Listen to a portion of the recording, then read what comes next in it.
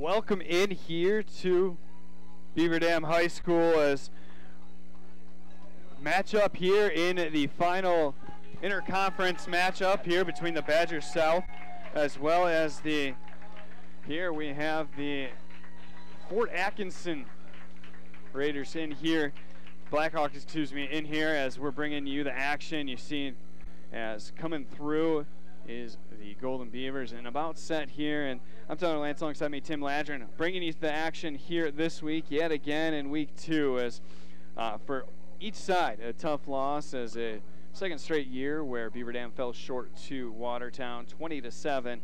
As for Fort Atkinson, it's another season where we come in and we don't know what type of team we're getting with the Blackhawks as they fell 66-0 to Waunakee, and a new coach as Coach Brady Greenvold comes into this, a very, very talented player at Division III level again at UW Whitewater, went to a couple training camps.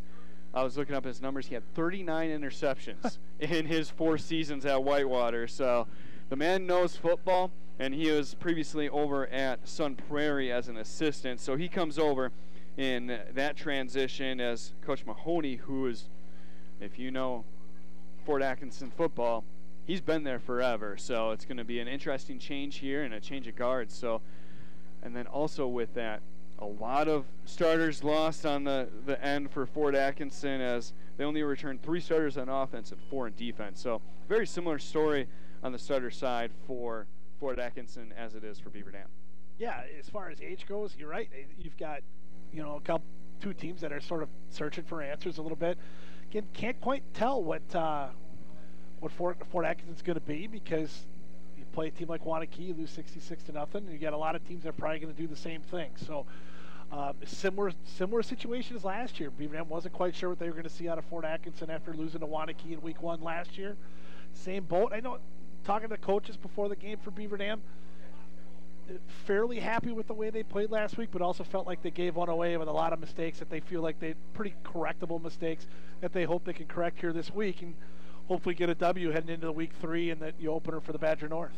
Yeah, last season Fort Atkinson came out victorious 37-19, and next week the Golden Beavers will head to Baraboo in their first road conference matchup. As we talked about last week, it's a complete flip, and it's home and away in a 2-year stretch, as you'll see here moving forward in the Badger North and the Badger Conference as a whole. But looking forward here, you said there's a lot of missed opportunities last week for Beaver Dam. Yeah. They came through in the 4th quarter. James Brown with a big touchdown there. But then looking forward here into this matchup, it's going to be interesting to see how they work it in. There was some chemistry built between Stovey as well as a few of the other receivers. Interesting to see where Jimenez goes with that moving forward. Yeah, it'll be, I saw Stovey, Boschert, Bird at 4 catches last week. It'll be interesting tonight because of the weather. It's windy. It's a little chilly. Expecting quite a bit of rain here. It'll be interesting to see if they can throw the ball at all tonight, either team. It might be a lot of stuff on the ground tonight. Looking around the conference, other matchups between the South and the North. Monroe's at DeForest. Oregon's at Mount Horeb.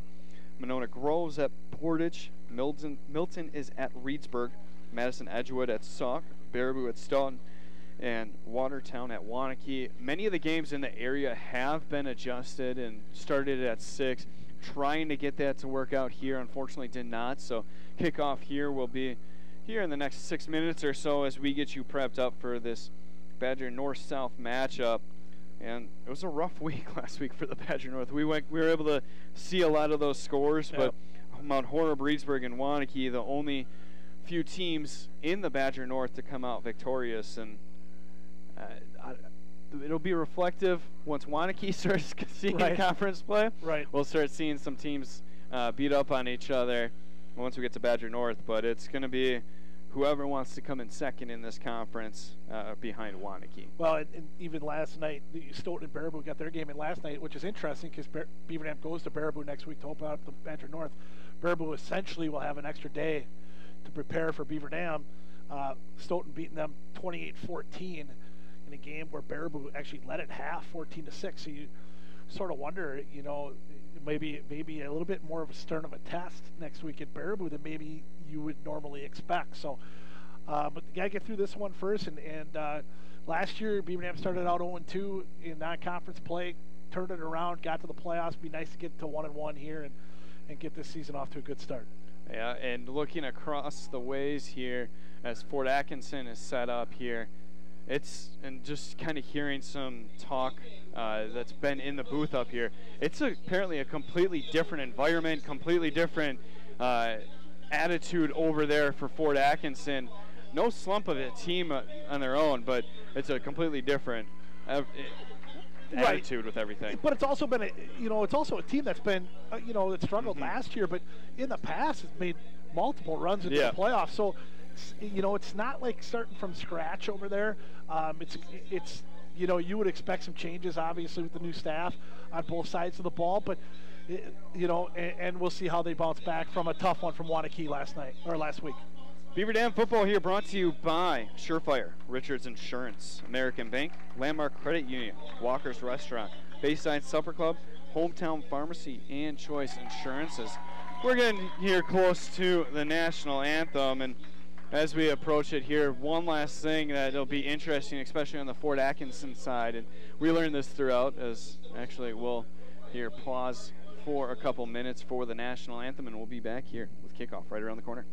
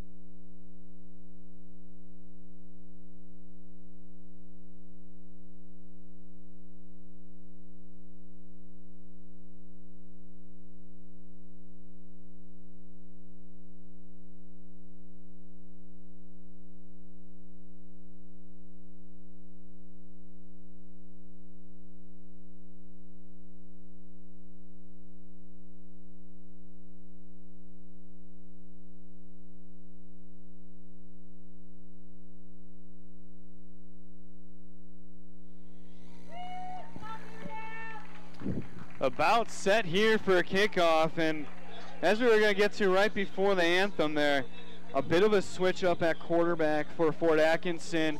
The original starter, Trent Hachtel, was in a sling. He's been a bit bruised up, and I mean, understandable after facing a Wanakee squad that is as good as they are year in and year out.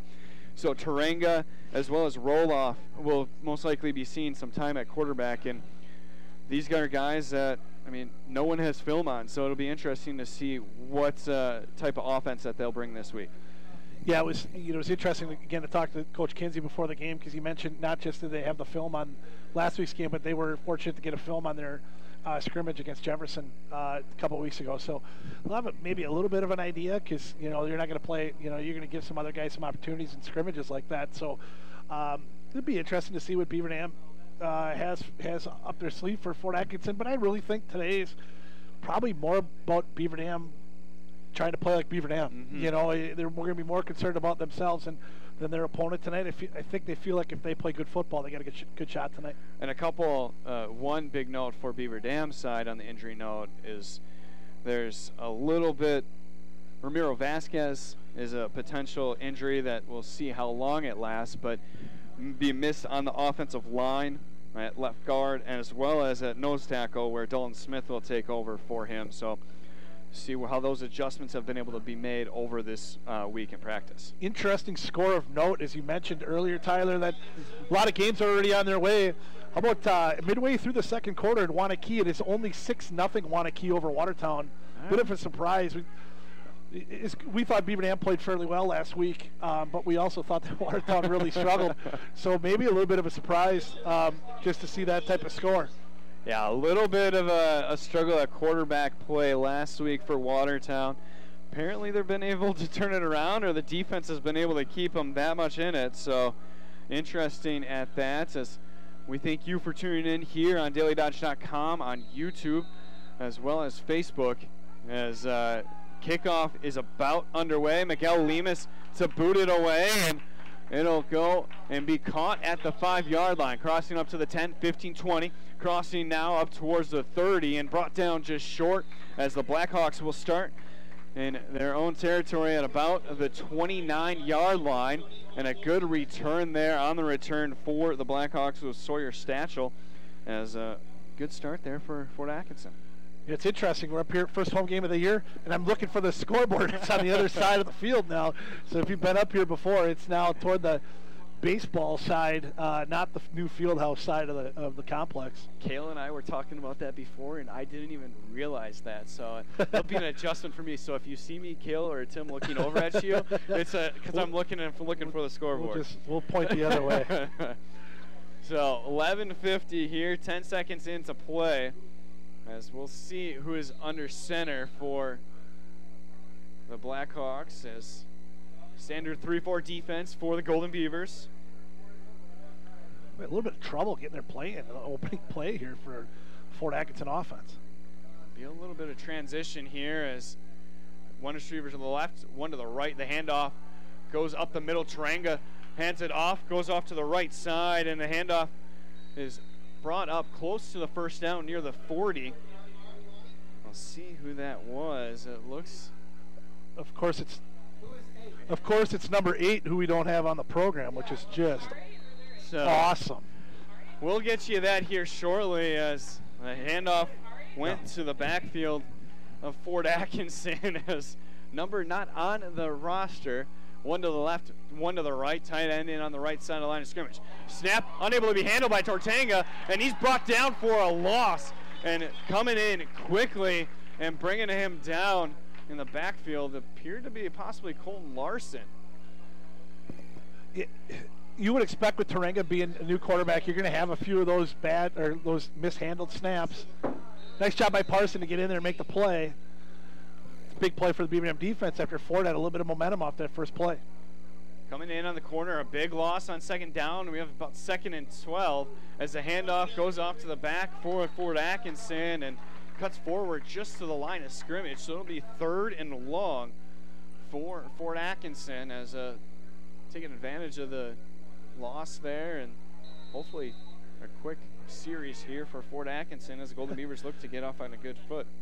Who is the middle linebacker for us that does not, their paint is all the way off their helmet already this year? It's a little rough. It looks like Lysis maybe? Lysis, it's impressive. Getting down into the trenches, a handoff, a slip, and his knee hits the ground, so he'll be marked down at the 32 of Fort Atkinson, and it'll be 4th down, and this forces the Blackhawks to punt the ball away. Still waiting to figure out who number 8 is for Fort Atkinson, but we'll get you that here shortly. Yeah, that was it's an interesting way to start the game. The first guy who gets the carry to have a number on him. Branneman is back to punt for Fort Atkinson as one lone Golden Beaver back to return. Yeah, we're coming after it here. So coming in, bringing the pressure, the snap a little high, Stobie, and as it goes get out of there to the original line of scrimmage, and it'll go towards the 1st down marker, be marked out of bounds at the 50-yard line. So great field position and something we didn't see last week for the Golden Beavers as they come in here and look to get off a good start into their home opener. You know, I've been doing games a long time for Beaver Dam, and I have not seen them come after the punter a whole lot. And, you know, it obviously saw something with the punting game of Fort Atkinson where they could come after him, and obviously there, very, very short punt into a wind. A good call by the special teams coaches to send some heat, force a bad punt. 9:38 to go here in the first quarter, still scoreless as Badgers North and South interconference matchup as a bundled crew in the backfield. The handoff goes to Brown. Brown goes up the middle, crosses right short of the 45-yard line. It'll be a gain of 4 for Brown, and it'll be 2nd and 6 for the Golden Beavers. Coach Lindy before the game mentioned this sort of diamond package that they've brought in this week, thinking about the weather and having to keep the ball on the ground to give another blocker in that backfield another option to hand off to. Bunch backfield again, one to the right, one to the left. Brown takes the handoff up the middle, crosses the 45, and a few defenders just drag him forward as much as possible, and It'll be a short gain of maybe 2 for Brown. So the running game, which was slow last week, getting off to a good start here. The field conditions may be helping a little bit. Beaver Dam quick to the line of scrimmage, getting set and trying to get a little bit of rhythm going here early. One to the right, one to the left. 2 tight ends in as a neutral zone infraction there. Offsides by the Blackhawks, and that'll be 5 free yards for the Golden Beavers. Coming over a little too quickly. That was Brennan Gooding who jumped the gun and heads right to the sideline there as Coach Gravold calls him over right away after that mistake. So it'll be 1st and 10 on Fort Atkinson's 39-yard line. One to the right, tight end in tight on each side. Brown still in the backfield. Handoff, snap goes to Jimenez. He drops back, looks down on the right side of the field. Has to go up as Fletcher and is unable to find the ball in the air. And it ended up going over Fort Atkinson defenders. Reached out arms, so it'll be 2nd and 10 for the Golden Beavers. Looked like Kendrick had Lysis up the slot. Decided to go the other way. Boy, he showed a lot of arm strength. Sort of rolled to his left. Throws a deep one down the right side to Fletcher. Good, showed a lot of arm, but wasn't able to connect. Wind going across the field, so a little bit of effect there as the handoff goes to Lysis. He cuts off the field. That's Stobe, excuse me. Bounce over the defender, gets up close to the 30, and it'll be a 2nd and manageable for the Golden Beavers. It'll be about 3rd and 3, excuse me, as he gets up to the 32-yard line. So Tyler, number 8 is number 52 on our roster that we have, Jordan Floden. Jordan Floden, all right. He's listed as an offensive lineman, and he's playing tailback tonight. So it's a big fella. So Jordan Floden will be the main back for the Blackhawks as we move forward. But Beaver Dam in a manageable situation here with 7:50 to go in the first. It'll be 3rd and 3. Still in the first quarter. One to the right, one to the left. Lysis in motion. Handoff instead goes to Brown. Goes right up the middle. Crosses the 30. You'll see where it is spotted at near Judge. Moving out towards the 29, which would be about the 1st down yard marker, but we'll see where it is and where it's officially spotted. Well, either way, they're going for it here. They did give him the 1st down. It's marked just outside. It'll be 4th and inches, and interesting enough. Nope, they gave it to him. So with that, the sticks will be moving, actually, and we'll have 1st and 10 for the Golden Beavers with just over 7 minutes to play here in the first quarter. Receivers to the left, one to the right, 2 tight ends near on each side of the line. Brown in the backfield. As Jimenez rolls out to his right, has to keep it himself, moves up the field, dodges a couple defenders, and he's brought down for maybe a gain of 1, if that, but it looks like he'll be stuck at the line, his original line of scrimmage, so it'll be 2nd and 10. Good job by Kendrick, though, to get out of that trouble in the backfield and try to create something, getting back to the line of scrimmage. One to the right, we're seeing a lot of pressure from Fort Atkinson. That may reflect this backfield by the Golden Beavers. As a handoff goes to Brown, he cuts back off to the right. His legs grabbed by a lineman immediately, and he's able to just fall forward, try to get some yardage. It looks like he'll get 2. It'll be 3rd and 8 for the Golden Beavers. Well, they're not going to be in a rush to pick it up here. They feel like they probably get half of it, go for it on 4th down. Not going to be in a spot to kick the field goal here quite yet, even though they are with the wind. Not going to punt from inside here. So it'll take 2 shots here to get this 1st down. One to the right, 2 to the left. Brown, or Lysis next to Jimenez in the backfield. Jimenez drops back, pass down the seam, finds Fletcher, crosses the 10, and falls inside the 10-yard line. It'll be marked down, 1st and goal for the Golden Beavers. And we talked about the slot where Jimenez had Lysis, and earlier in this series, able to find Fletcher this time in the slot, running up the middle of the field. Yeah, nice touch pass there by Kendrick to James Fletcher for that 1st down. And another offsides by Fort Atkinson. Half the distance to the goal upcoming here is inside the 10-yard line. So another penalty on the defense, and coming off again.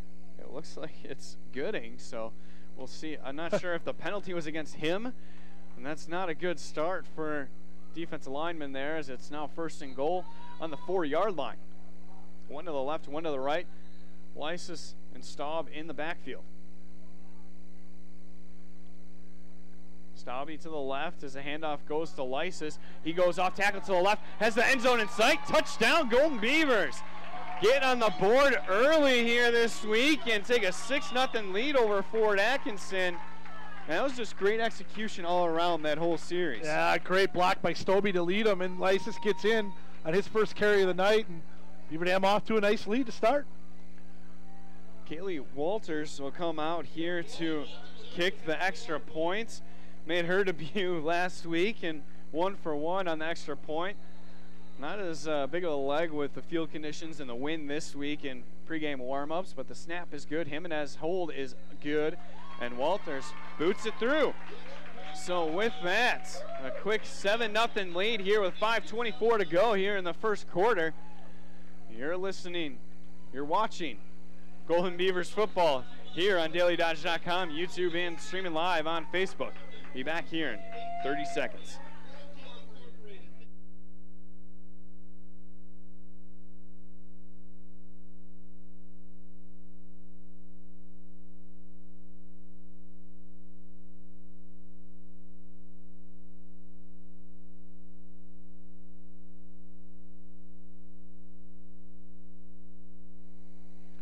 Welcome back to H.H. Sterling Athletic Field. I'm Tyler Lance, alongside me, Tim Ladrin, as Benny the Beaver getting jiggy with it down there. I don't know what's going on, but he's feeling it, and the crowd feeling it as well. As a great opening offensive series for the Golden Beavers and able to get 7 on the board. Beaver Dam scoring drive goes 11 plays, 50 yards, 3 minutes, 59 seconds off the clock. Parker Lysis with a 4-yard touchdown run. Kaylee Walters' kick is good. Beaver Dam 7, Fort Atkinson nothing. Beaver Dam football here brought to you by Surefire, Richards Insurance, American Bank, and Landmark Credit Union, as Miguel Lemus about set to boot it away for the Golden Beavers and see if they're able to replicate the defensive series that they were able to show out and hold the Blackhawks to a short opening drive. The kickoff back caught before the 5, crosses the 10, 20, and he's met immediately. So Fort Atkinson will move slightly back in where they started their first offensive series, and it'll be marked and starting at their own 23-yard line. Well, the positive is we're going to know who the running back is. So we got that going for us. We can't forget him, as the Blackhawks have their man, and it's a little unorthodox. In warm-ups, we saw number 2 and didn't see him on the roster either. So 1st and 10 on the 23-yard line for Fort Atkinson. 7-0 Golden Beavers lead with 5:17 to go here in the first quarter. Weren't able to get much moving on their first series, as 1 to the left, 1 to the right, 2 tight ends. Flooding to the left, high snap. Flooding takes the snap up the middle, able to break a couple tackles, and he's dragged forward near the 30-yard line. Be marked down at about the 29, so it'll be a gain of 6. He's going to be a load. A strong kid, good feet. Yeah, they're going to have some issues in that backfield with the new quarterback and new tailback, but boy, you can see him having the ability to break a couple tackles because of his size and strength. And there's some size on the defense of the Golden Beavers, but it's going to take a toll trying to bring him down over this game as well. Right. See where the holes open up for them. 1 to the right, 1 to the left. Handoff goes. A new back in. He takes it off the right tackle. Goes up across the first down marker. It'll be marked down at the 34-yard line. In now on the carry there, Bennett Wiedenhoff, who expected to see some carries here tonight, as Wiedenhoff comes off strong and gets the first down of the night, second first down of the night for Fort Atkinson. Fort's going to, you would imagine, just try to keep the ball on the ground here. You know, they saw the film last week where Beaver Dam had a hard time slowing down Watertown on the ground, so they're going to test that run defense early. 1 to the left, 1 to the right, tight end inside on the left-hand side. The handoff goes to Wiedenhoff again. He's brought down immediately, though, in the backfield. Good pressure there as Colton Parson able to come through that offensive line and keep him to a gain of nothing. Nice tackle, nice solo tackle there. You don't see a whole lot of those. Guy just wrapping them up on their own, but really nice tackle there. 2nd and 10 for Fort Atkinson. 3:48 to go here in the first quarter. One to the left, one to the right. As flooding back into the backfield next to Tarenga. Tarenga takes a snap, fakes the handoff. He keeps it himself, goes off left tackle. His first carry of the night, and he crosses the 40. A good gain on 2nd down, and it'll be a gain of about 8. So it'll be 3rd and 2 for Fort Atkinson. Yeah, nice run, nice keep off the read option there. They do look like they have some weapons in the backfield that they can use. They, with Floden back there now is the big guy back there, but you got a couple quicks with the quarterback, and Wiedenheft came in to replace him.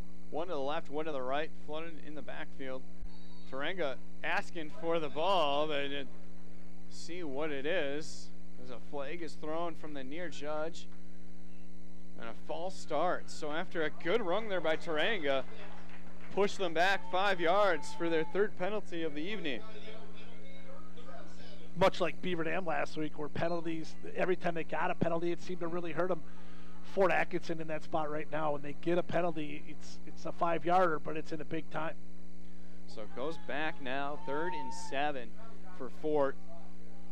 Let's see what they do here. Then no passes here on the evening for Fort, so we'll see how the run goes. High snap over Tarenga's head. Tries to get it a pile on the backfield. We'll see there's a Golden Beaver near there. And we'll see where it is. The arrow officials haven't given a... I think the Fort Atkinson. It was just over Tarenga's head.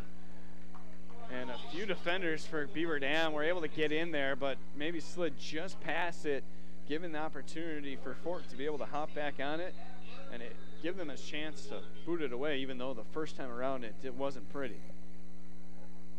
I didn't think Bird could move up about 10 yards here. Pressure is in, and nearly blocked as a piece of it as Bird comes up, fields it at the 48, crosses midfield, 45, has a sideline, 45-40, and he's brought down just on inside the 35-yard line. So a great field position again for Beaver Dam as they'll start on Fort's 32-yard line. Fort's got to feel like they're playing uphill right now. They can't get anything going on the offensive side. When they do, they get a penalty. They're having a hard time in the kicking game. Beaver Dam with great field position here again. And this is something last season we didn't see too much, and especially in this matchup against Fort, where it was a very experienced team last year, but not something that may have been expected as coming into this matchup. But there is a new coach, a new regime, and it's going to be a learning curve for this Fort Atkinson's team this year. Yeah, a program that's down in numbers too, that does not have a JV2 team.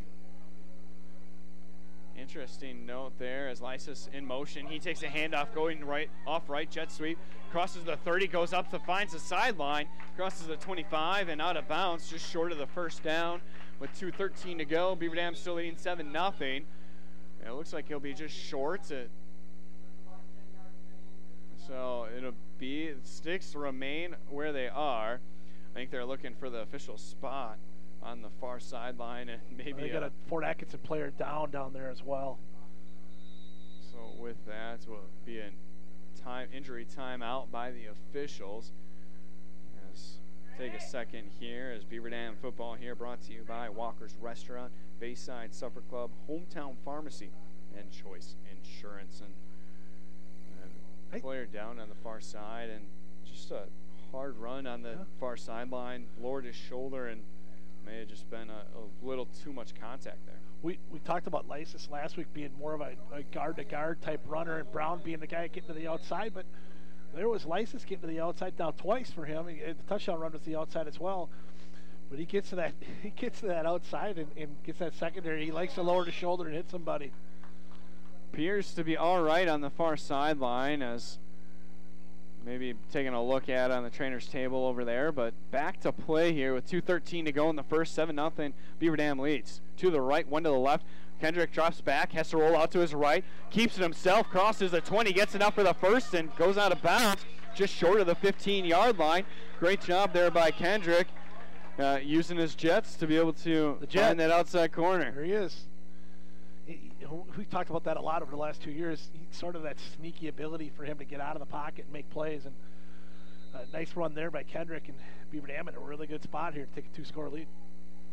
It appears Stobie and Brown in the backfield, one to the right, one to the left. Fletcher in tight on the left side of the line, 1st and 10 on the 19-yard line of Fort Atkinson.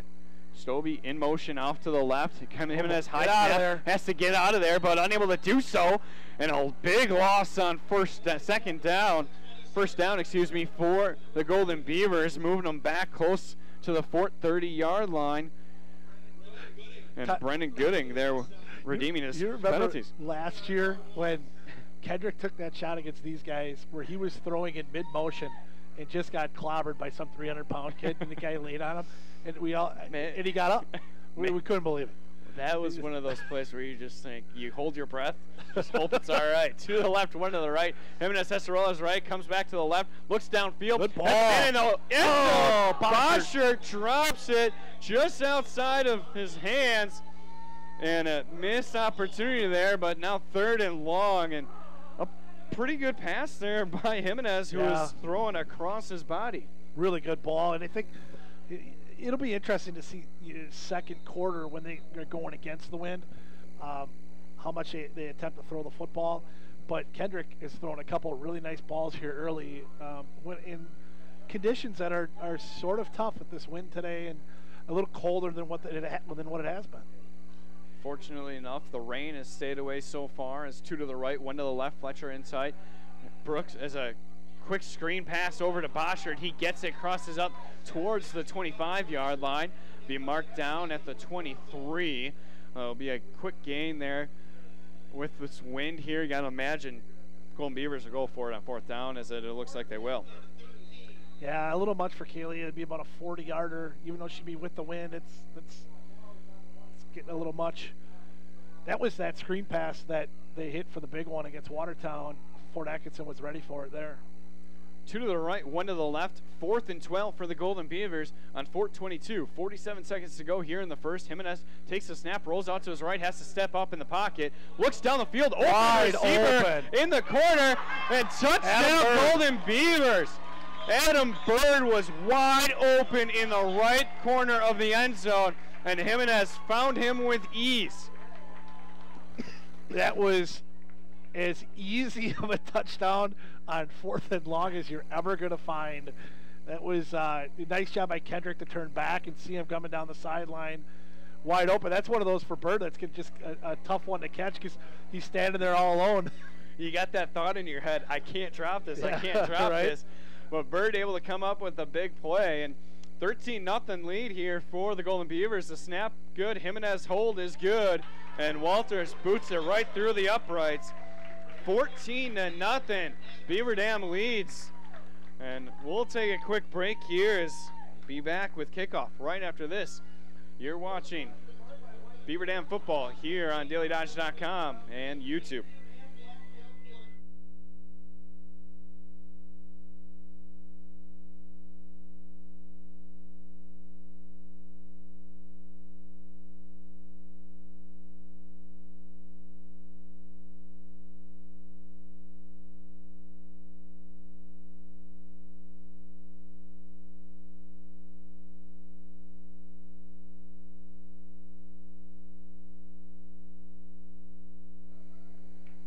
Welcome back here to H.H. Durleaf Athletic Field as the Golden Beavers lead 14-0 with 38 seconds left to go here in the first quarter.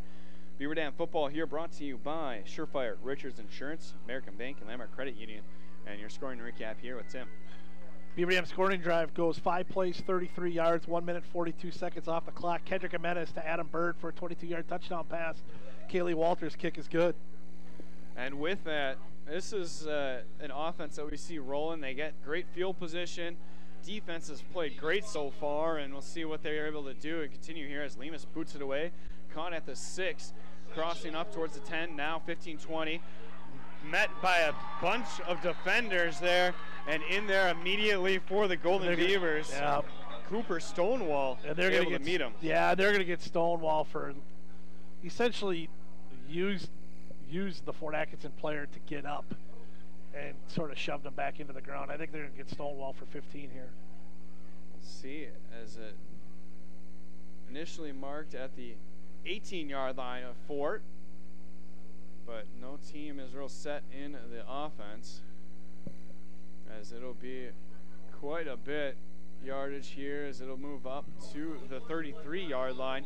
So it is a 15-yard penalty against Stonewall, so a tough loss for them, as it'll be 1st and 10 now on their own 33, but not horrible field position defensively for Beaver Dam, but the best start for Fort so far. Yeah, but those are the things that Coach Kinsey talked about that they just need to avoid. They got to we'll play with the emotion, but play smart. Little bit of a mistake there. 1st and 10 on Fort's 33. The handoff goes to Floodin. He goes off right tackle, tries to cut back in, but met by the line and brought down for a gain of 0. It'll be 2nd and 10 still, as Fort has 18 seconds left here in the first quarter. Beaver Dam leading 14-0. I think they just let this thing run out and play with the wind here in the second quarter and get an extra play with it. And it appears so, as 5 seconds left on the clock, and continues to tick, as that will do it for the first quarter. And a beautiful one at that for the Golden Beavers, as they lead 14-0.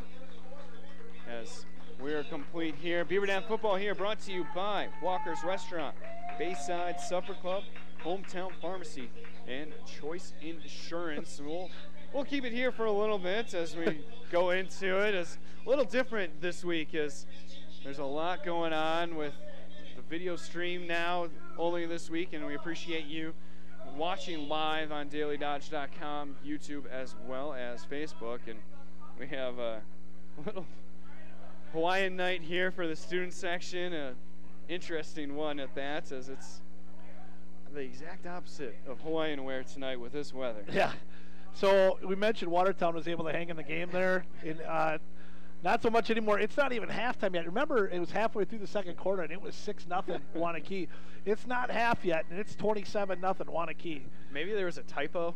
They meant to add a 1 to the 6. I don't know. I don't know what's going on, but Wanakee's showing up what they did, and was able to see Ron Dane earlier this week at the Wisconsin Sports Awards down at the Fiserv Forum, the new Bucks Arena, and Ron Dane looking a little slim. Yeah? He's lost some weight, and big fella's looking good there. As maybe he's a little jealous of Javian and what he looks like right now. One thing I've learned about Ron Dean over the last couple of years is he likes people to know that he's there. Made it present with his suit as Tarenga tries to do head of a keeper, goes off left tackle, but he was able to come back in, and Stonewall blocked him off on the far side, so it'll be 2nd and long. Now it'll be 2nd and 13. Should be 3rd. Should be 3rd and long, and the down marker's got it as 1st down. We're all over the place up here. We know it's not 4th, so we got that. We got that part down. I think it's 3rd because it's We'll trust our scoreboard officials here, as 3rd and 13 here at H.A. Sterling Athletic Field. The handoff goes to Floodin off right tackle. He's met immediately in the backfield. The flag is thrown in the area of a holding. Yeah. But and a loss like that back in their own territory brought them back closer to their own 25-yard line. It'll be 4th down most likely here with 11:14 remaining here in the second. Well, I think the Beaver Dam defensive coaching staff has figured out that they're not going to throw the football. And Beaver Dam is sending 8-9 guys into the box on every play, and Fort X is having a really tough time moving the ball. And coincidentally, last week, Beaver Dam struggled against the run. Yeah. But knowing there's no effect, there's no possibility, changes that all up. I think that's the big key there is they're not concerned at all right now about Fort Atkinson throwing the football. You're always concerned about Watertown throwing the football, but they're not concerned at all with Fort Atkinson right now. Bring another Golden Beaver back to return with Bird, as it won't bring as much pressure this time around. Didn't work out in their favor the first 2 times. As back to punt Fort, a high snap, able to boot it away. A better one this time around. Bird will field it. Their own 40, crosses up the 45, a little hesitation, midfield now, up to just short of the 45. A flag is thrown in the area of where Bird was. I'm not sure what it'll be. got to be some sort of a hold, you would think. Hold, possibly blocking the back as Yeah, could be that a too. few defenders were facing towards where Bird was. We'll see what the flag is as blindside block is called there. So that'll be a big penalty there. So 15-yarder again. So the very few penalties here early on for Beaver Dam, but the two of them have been 15-yard penalties each, and it's a huge loss as they go back from being in their own territory now back, or in Fort territory now back into their own territory on their own 37-yard line.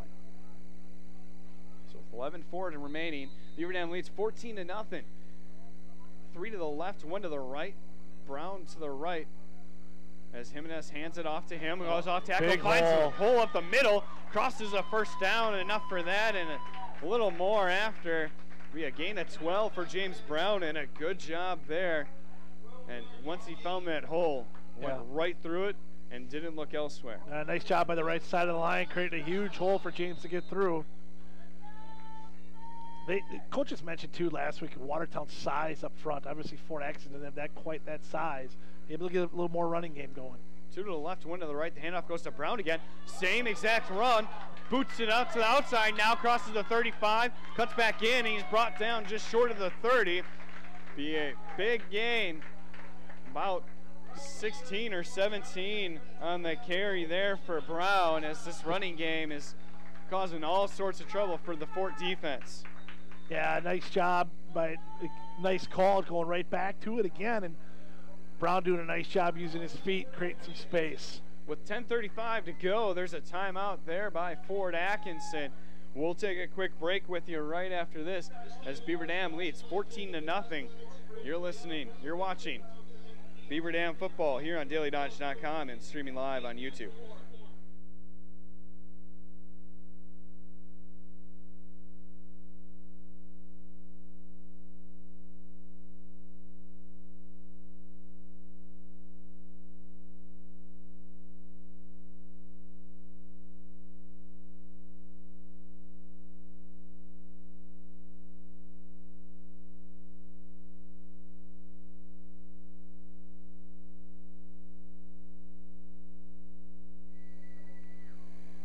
Welcome back here to H.H. Durley Athletic Field. I'm Tyler Lance, alongside me Tim Ladrin.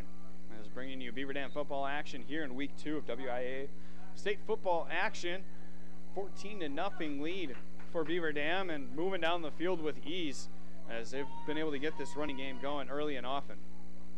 1 to the right, 1 to the left as another flag is thrown, as another offside penalty against Fort Atkinson, and I think I've lost count already in how many times that's happened for Fort. Must have been on the nose tackle because he put his head down and just sort of hand over his head right away.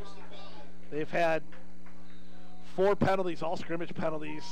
It's just simple mistakes that they need to avoid. So clock stays 10:35 with 1st and 5 now on Fort's 32-yard line. 1 to the left, 1 to the right. 2 backs as it's handed off to Lysis. Tries to go off the sweep, goes off left tackle, and he's able to get enough yardage for the first down, just by enough. A nice gain of 6 there for Lysis, as it'll be enough for the first down. Move the sticks and move closer to the red zone. It's nice to see a couple guys be able to get some solid yardage on the ground with Brown and Lysis. To be a nice weapon for those guys to have, for Beaver Dam to have, is get into the Badger North season. 2 to the left, 1 to the right. Brown the lone back as Lysis hangs off the right side of the line. 1st and 10 for the Golden Beavers. Play fake to Brown. Jimenez rolls out to his right. Fell down. Intended for the receiver. Intercepted by the Blackhawks after Fletcher fell down. Coming still, now crossing the 30 and brought down at the 31-yard line. A beautiful job there. It appeared to be James Vandermouse on the interception for the Blackhawks, and unfortunate there for Beaver Dam, as it looked like Fletcher had the separation and the spot on the field, but a slip near the end zone gave Vandermouse the quick step there. Looked like a deep comeback route for Fletcher, and as he planted his foot to come back, he slipped and fell, and it allowed the defender to get position on them and make a play. So Fort Atkinson takes over possession of the ball with 10:05 remaining here in the first half, as in the back in their own territory again is on their own 32. 1st and 10. Still trail Beaver Dam 14-0. The one to the right, play taking a little bit of time to come in here, as one to the right, one to the left, Floodin in the backfield next to Tarenga. Tarenga takes a snap, hands it off to Floodin, runs up the middle off the right side, and he's brought down for a quick gain of 2. Be 2nd and 8 for Fort Atkinson. And you could see linebackers sneaking up, safety sneaking up, and just not concerned about anything going over their heads and just making sure they take care of Flood on the ground. Got the one safety over the middle of the field, but even Ian's starting to creep up a little bit too. Where on that play he was only about 7 yards off the line of scrimmage. There's not many times you see 11 men in the box, but we're seeing it quite a bit here tonight. 2 to the left as Wiedenhoff comes in to relieve. He takes a snap, goes up the middle, but met immediately there. Bird and Rosario and Lemus there immediately to bring him down. Maybe a gain of 1 or 2. It'll be 3rd and 6. We heard Andrew Rosado's name quite a bit last week. He's made a bunch of plays inside. First time we've heard him today, but he's got off to a nice start in his first year on the varsity. It was 3rd and long as the offensive struggles continue here for Fort Atkinson. Under 9 minutes to play in the first half. 14-0. Beaver Dam leads over Fort Atkinson. It'll be 2 receivers to the right. Fort Atkinson has taken a lot of time to get the play in. And when you're struggling offensively and a timeout called there by Coach Gravold, and with that, it's a second, as they'll have 1 remaining here left in this first half, and we'll kind of keep you here as get you some updates and what's gone on here. And it's really been a pretty dominant game for Beaver Dam so far in this first half, where scoring their first offensive series, scoring right away following that, and then an interception that just lost the footing as Fletcher had some space, but it's unfortunate, and you can't really fault that. But 14-0. Yep. This is a different score we didn't see too often last season. Well, you got a team right now in Beaver Dam that is feeling pretty good about what they're doing, and Fort Atkinson, after getting pounded last week by Wanakee and off to this rough start here, is searching for answers. And you can tell which team's starting to play a little bit of confidence and which one is searching. And Beaver Dam's played really well so far. The one bad turnover, but other than that, both sides of the ball have looked sharp. Back to it here, 3rd and 6 for Fort Atkinson, as 2 to the left. Wiedenhoff in the backfield, flooding just off this line of scrimmage. See what Fort Atkinson was able to draw up here. Tarenga still in at quarterback with 8:40 to go here in the first half. Snap fumbled there by Tarenga as he just has to keep it himself, and coming in to close it off is Stonewall, and company joins him after. It'll be a huge loss on 3rd down. It'll force them to punt it yet again on 4th. Well, they've had a lot of issues with fumbles, bad snaps, just Mount Horeb Fort Atkinson in a spot. I was just looking up the Mount Horeb score for you. Fort Atkinson just really hurting themselves. I don't think we'll see this type of play out of Mount Horeb. No, Mount Horeb is currently up 28-10 on Oregon in the second quarter. Oregon beat the Forest last week 17-7, so that's a nice win. Or a nice lead. Missed snap there as he's just able to grab it, tries to run out and get some yardage back, but it'll be marked down at the 9-yard line. And the struggles continue for Fort Atkinson and Beaver Dam. You can't. The only better field position is you knock them down for a safety and you get it back on a punt. You can't ask for much more here as you're on Fort's 9-yard line. Now you got a chance to drive in one of the nails here. You got to be able to punch this one in. This is sort of new territory for this group. Is they're getting a lot of breaks. They're playing good football, but they're getting some breaks too. Hey, take advantage of it, get a 3-score lead. And that's the most important words there, is they're taking advantage of this. Is the great field position all night and being able to execute when they get into the red zone. 7:55 to go. Beaver Dam leads 14-0 over Fort Atkinson. First and goal on Fort's 9. One to the right. The handoff goes to Brown up the middle. He tries to kick it out to the right. Tries to find some space, but he's dragged down. And it'll be no gain there for Brown. And in this area here, you got to mix it up. And we saw Beaver Dam's defense be able to execute last week inside the 10. See what Fort's able to do here. Yeah, good lesson there. You got to be able to finish drives. As Watertown couldn't do it last week, kept Beaver Dam in the game. Beaver Dam in the opposite situation, got a chance to really drive one home here on Fort Atkinson. Bunch formation in the backfield, one to the right, one to the left for Jimenez. As it's second and goal on their Fort 9. The handoff goes as Jimenez hands it off up the middle, and he's stood up immediately. Ian Went-Utri on the carry there for Beaver Dam. Didn't really see any action in the backfield, but trying to mix it up and get some new faces here against Fort Atkinson. Well, I think too is with Stobie was back there for a while. I think he given him a bit of a breather as well. And when they're running that stacked backfield like they are tonight, you're gonna need to funnel some guys in and out. As now third and goal here. 6:40 remaining here in the first half. Beaver Dam leading 14-0. 2 to the left, 1 to the right. Jimenez rolls out to his left, flag thrown immediately though, as it appears to be a false start on Beaver Dam, and a tough hit for them as move them back 5 yards potentially. Well, let's see. Offsides on Fort.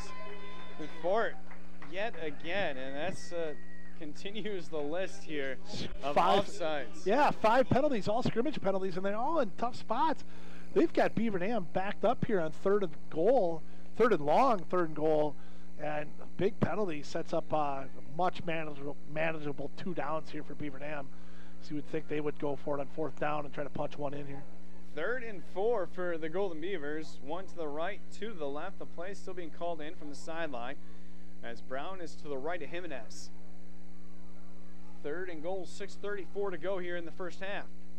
Jimenez looks over to his left and finds a slant over the head of Boschert. An incomplete pass. He had his receiver coming across if he was able to lead him, but just threw just behind. Yeah, I think Kendrick just a little late on that one as well. Be an interesting call here. You send Kaylee out there to give him a 3-score lead. The bonus of going for it down here, obviously, is if you don't get it, you can keep them back in their own territory. And Fort Atkinson's inability to move the football, I think that's probably part of the decision to go for it here. 2 to the right, 1 to the left. Jimenez has Brown on his right hip. The handoff goes to Brown. He tries to go off right tackle, has some space, cuts into the end zone, goes all the way to the far end, and a beautiful run there by Brown extends the lead to 20-0. Beaver Dam having quite a half offensively, and can't say much more as all 3 times coming in, or 2 of the 3 times coming in through the end zone. And Bird able to execute on the catch in the far corner. James Brown does a nice job of bouncing that thing outside and picking up the touchdown. The snap to Jimenez good, hold good, and Walters drilled that one. Drill it through the uprights. And with that, Beaver Dam extends their lead 21-0 over Fort Atkinson. You're watching Beaver Dam football here, streaming live on dailydodge.com. Be back right after this.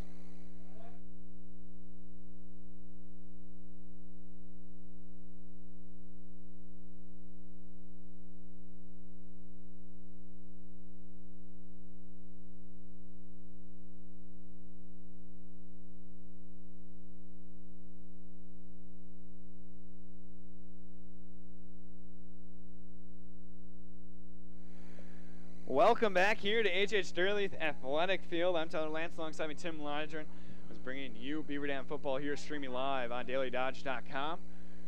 As Miguel Lemus about set to boot it away after a quick touchdown score by the Golden Beavers. Yeah, it's a 5-play, 8-yard drive, 1:30 off the clock. James Brown with a 4-yard touchdown run. Kaylee Walters' kick is good. After the bad snap on the punt from Fort Atkinson, Beaver Dam capitalizing, taking a 21-0 lead. So 6:24 remaining here in the first half. Beaver Dam has executed near perfectly throughout this matchup, as Lemus is about set to boot it away to Fort Atkinson. Kick is off into the wind this time. It'll come up, bounce short of the 10, fielded cleanly at the 12, brought up across the 20 and brought down at the 25-yard line. And Fort Atkinson will start their series right there in their own territory yet again. And this is the area that Fort Atkinson's been all game, in between their own 35 to 25-yard line. Not a spot you want to be if you're Coach Gravold, is just trying to get some life here going into halftime. Yeah, and they're having a hard time. They have 1 first down. It's been rough. They haven't attempted a pass. Beaver Dam's figured that out and tried to just take the run away, and they've been very successful doing it. One to the right, one to the left, is flooding in the backfield next to Taranga. Under 6 minutes nearly here to play as a toss goes to Floodin off the right side. Breaks a tackle, leans forward, gets up to the 30. Actually brought short at the 29, a gain of 2 for Fort Atkinson.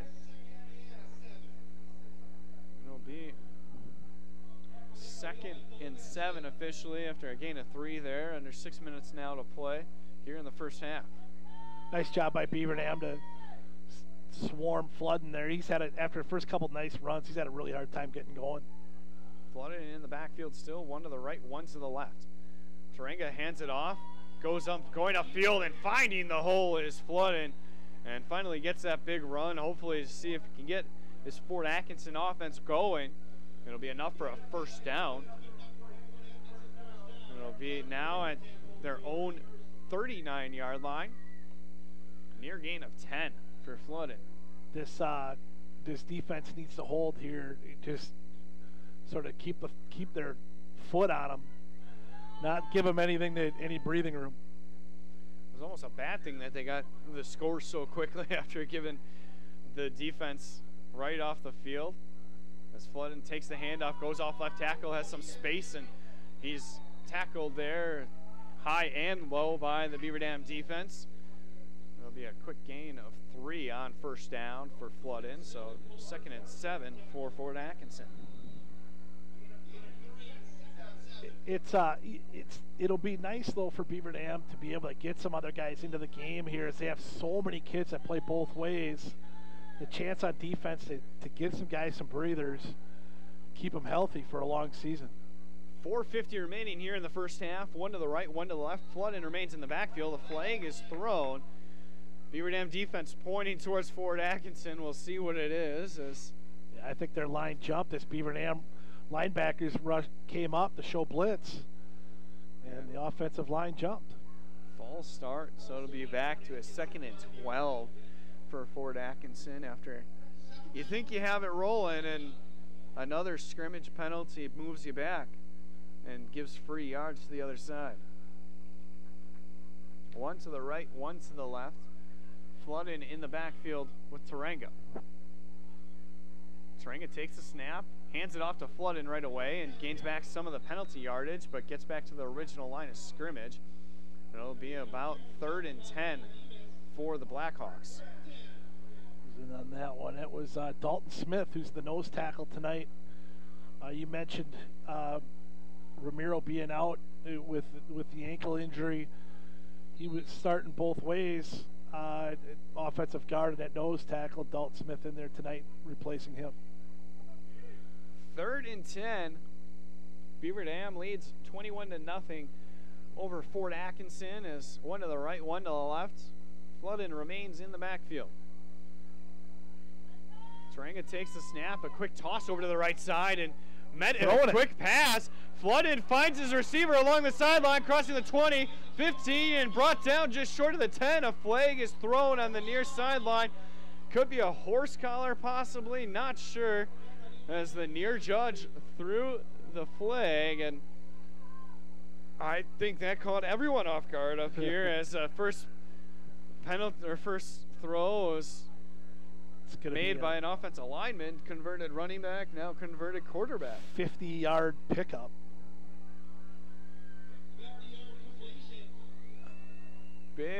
Big gain for Fort Atkinson. Now in the red zone, just outside the 10-yard line at Beaver Dam's 11. So a big gain for Fort Atkinson. Just looking to get back on the board here, get the offense rolling as under 4 minutes to play. As the clock has indicated that it should run. And takes a few more seconds off as Tarenga hands it off to Flood and met in the backfield immediately on the defensive line. That looked like Rosado came up through and able to surge through the offensive line for a tackle for loss. So the offensive lineman, converted running back, has thrown a pass, and the quarterback has not yet. So Fort's got that going for them in their backfield right now. It probably says a lot about maybe what they miss with the injured starter from last week, Trent Hackel. One to the right, one to the left. Tarenga set for the snap shotgun as it hands off to Floodin, and he's met immediately in the backfield. A slew of defenders there as Lemus, one of the first Golden Beavers there to bring him down. I mean, they are just going backwards on the ground right now. So 3rd and about 15 for Fort Atkinson, is still in the red zone, but under 3 minutes to play. They still trail 21-0. It just seems like Fort takes forever to get their play in. And I know a lot of teams like to go quicker now, but it seems slow. When you're trailing by 3 touchdowns as well, any seconds you can spare, you have to. As Tarenga takes the handoff himself, cuts off to the right side, makes a couple moves, and he's brought down. We'll see if he's able to reach out enough for the first down. And a 4th down marker is showing, but it looks like it'll be just short by a yard, and this is territory where Fort has to go for it with 2:06 to go here in the first half. It'll be 4th and about 3 for Fort Atkinson.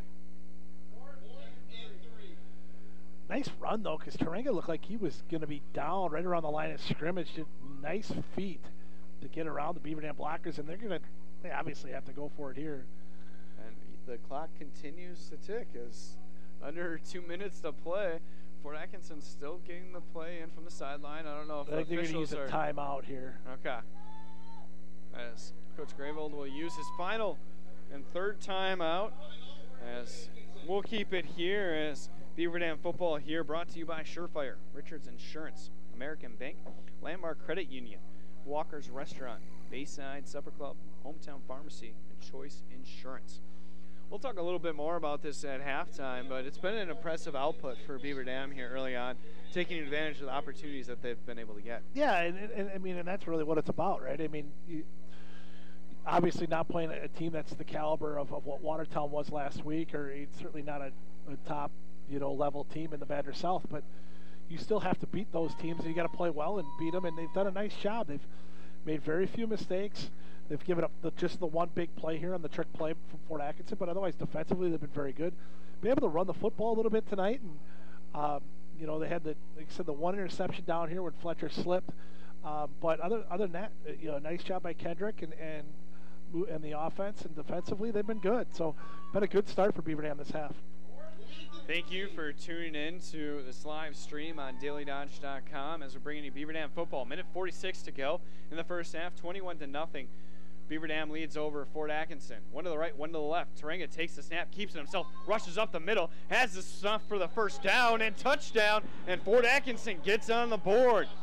And they now trail 21-6 as a huge trick play and a pass by Floodin leads to that opportunity for Fort Atkinson. We'll see what is in store here. It doesn't look like the kicker's coming out. They'll be going for 2 as Tarenga gets the offense set. 21-6 is opportunity to cut it down to a 13-point lead for Beaver Dam. One to the right, one to the left. Tarenga keeps it himself. He goes off right tackle, leans in, and he gets it through for the 2 points. 21-8 now. Fort Atkinson only trails by 13 to Beaver Dam. And we'll be back with more Beaver Dam football right after this kickoff. Upcoming. You're watching live here on DailyDodge.com.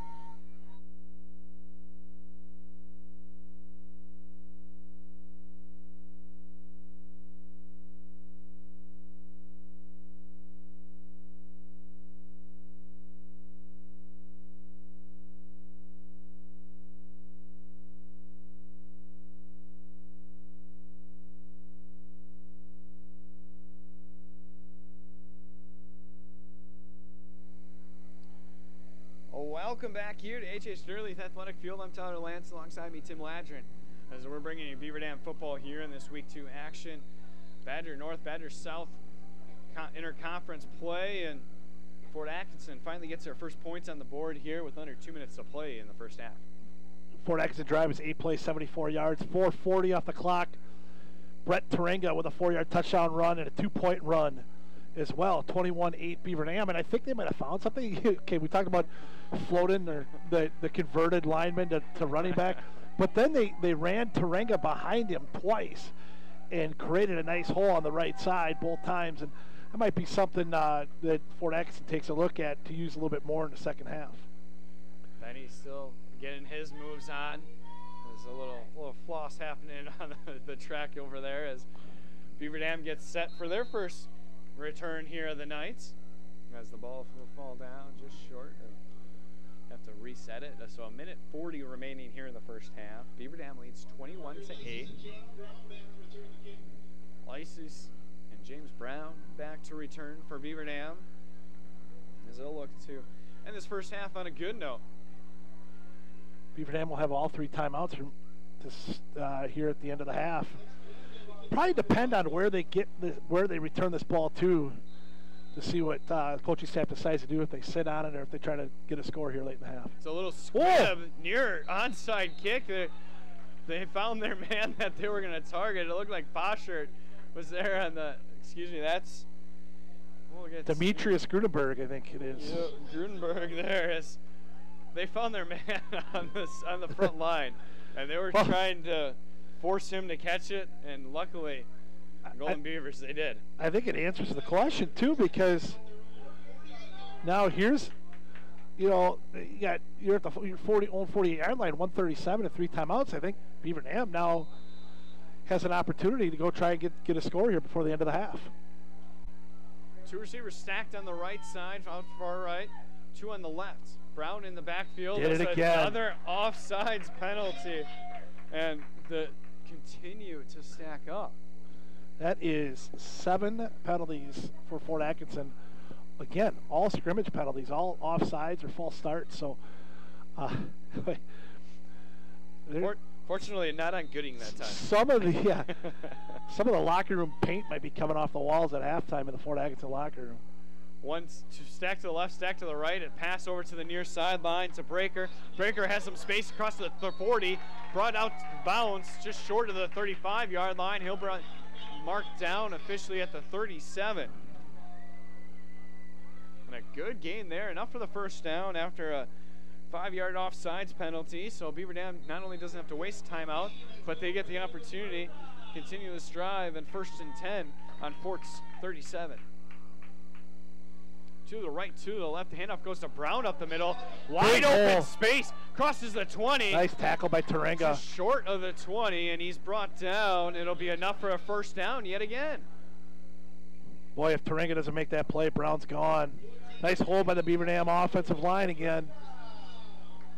And Tarenga was, as you mentioned, the last safety, last man back there. To the right, Jimenez keeps it himself. He just runs it straight forward and not able to get anything going. It'll be a gain of maybe 3, but Coach Kinsey will take a timeout here, as just trying to set up some good field position here and open it up here on 2nd and 3rd down. Well, you got a lot of time now. You got 1:10 left. You still got 2 timeouts. They're in a great spot. The 21-yard line. They've got an opportunity here to they can throw it, they can run it yet. There's a lot of things they can do. The only I guess downside about going this way is you are against the wind here for Kaylee Walters for a field goal, but Beaver Dam's in a really good spot to get some points here. And in this spot, almost as you mentioned, with all those timeouts, four-down territory almost, especially with Fort Atkinson finally getting on the board here under the final 2 minutes left in the first half, and it'll be interesting to see here what Coach Kinsey is able to draw up. Beaver Dam football here brought to you by Surefire, Richards Insurance, American Bank, Landmark Credit Union, Walker's Restaurant, Bayside Supper Club, Hometown Pharmacy, and Choice Insurance. Beaver Dam Golden Beavers back out there. Stacked receivers on the right, stacked on the left. Brown to the right hip of Jimenez. Second down. Quick screen pass over to Breaker. Has some space on the sideline. They're going to get a flag hold. is thrown, though, as Fletcher knew it the whole way. Grabbed his man too much, and that was what opened up the space for Breaker to get that positive gain on second down. Well, they've ran that little bubble screen twice now in the last 3 plays. And Coach Lindy likes to set things up. He might be setting up a shot down the field behind that screen. So see as how far they get pushed back, and it'll still be second down, as that looks a lot further than 10 yards. Oh, called a 15. So a huge loss there for Beaver Dam. Still 2 timeouts, but a minute remaining. Clock is ticking. 2 to the right, 2 to the left. Brown on the right hip of Jimenez. Second and very long as Brown takes the carry and goes up and tries to keep his footing. Almost knocked down early, but gets up to the 35, and Coach Kinsey will call a timeout for the Golden Beavers. We'll take a quick break with them and be right back after this in the final 45 seconds of action here in the first half. You're watching Beaver Dam football here, streaming live on dailydodge.com.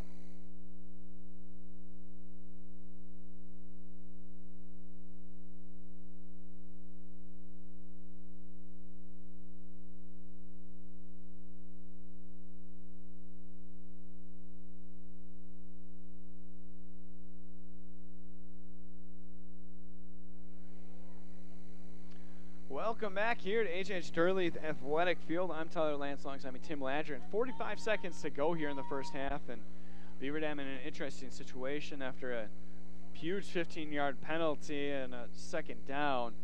Moved them back, and now in a third and about 20 situation. Puts them in an interesting spot. See what they're able to throw up here. Still got 1 timeout. Don't need to get all 20 right here. Get half. You can get half of it. 2 to the right, 1 to the left. Brown on the left hip of Jimenez.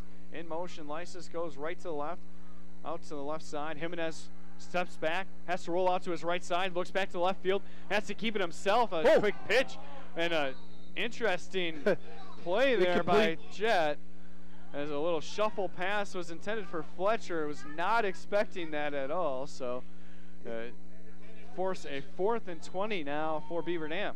You know what? Smart play by Jet, though, is he was going to get hit. Didn't have anything going on, so he just tried to get it away to Fletcher. And that's okay. It's an incomplete pass. It wasn't going anywhere anyway. It's a 4th down, and just see if they got something in there. Coach Lindy's got something in his back pocket for this. 3 receivers, 2 to the right, 1 to the left. Lysis on the right side of the line with Brown on the right hip of Jimenez. Play action, looks downfield. Pass intended for Breaker. I think he's got it. Beautiful catch there by Breaker. Able to get his knees on just in bounds inside the 10-yard line. And beautiful play on each side by Jimenez, finding the spot, the only spot that Breaker could catch it and keep it away from the defender. And Breaker coming down with that. 29-yard pickup from Jimenez to Breaker on a. They've hit 2 big 4th down plays tonight so far. 1 for the touchdown, 1 for there. Now they got a chance to get 1 in here. 27 seconds here to go in the first half. Jimenez takes a snap, drops back, looks downfield, finds a receiver in the middle, falling backwards for a touchdown. That's James Fletcher coming up with the 6 points for Beaver Dam, and coming right back. Now 27-8, Beaver Dam leads over Fort Atkinson, and after a few setbacks, a beautiful job there by the offense, moving it back down the field. Boy, first of all, back to that play to Breaker, a great job of the line to protect. They let Kendrick have a little bit of time there so Breaker could get down the field. And now they got only 10 guys on the 10 guys on the field here. And a quick timeout there by Coach Kinsey, as sure the excitement got the best of the sideline. We'll keep it here as we're so close to halftime with 22 seconds remaining. 27-8 Beaver Dam leads here currently over Fort Atkinson. And again, that drive was sure something here. And we'll take a look here. This is the second most points scored going back to last season. They scored 30 against Reedsburg in that matchup, and that was their highest output on the season. So this offense, they've gotten great field position, but field position only goes so far, and that execution takes it to the next level. It's a nice drive, 9 plays, 52 yards, all set up by the attempted onside kick by Fort Atkinson. You know, if they kick it deep and they keep Beaver Dam inside the 30, I don't think Beaver Dam tries to score. I think they eat it. As Walters is set for the extra point, the snap good, hold good, and the boot through the uprights. 28-8.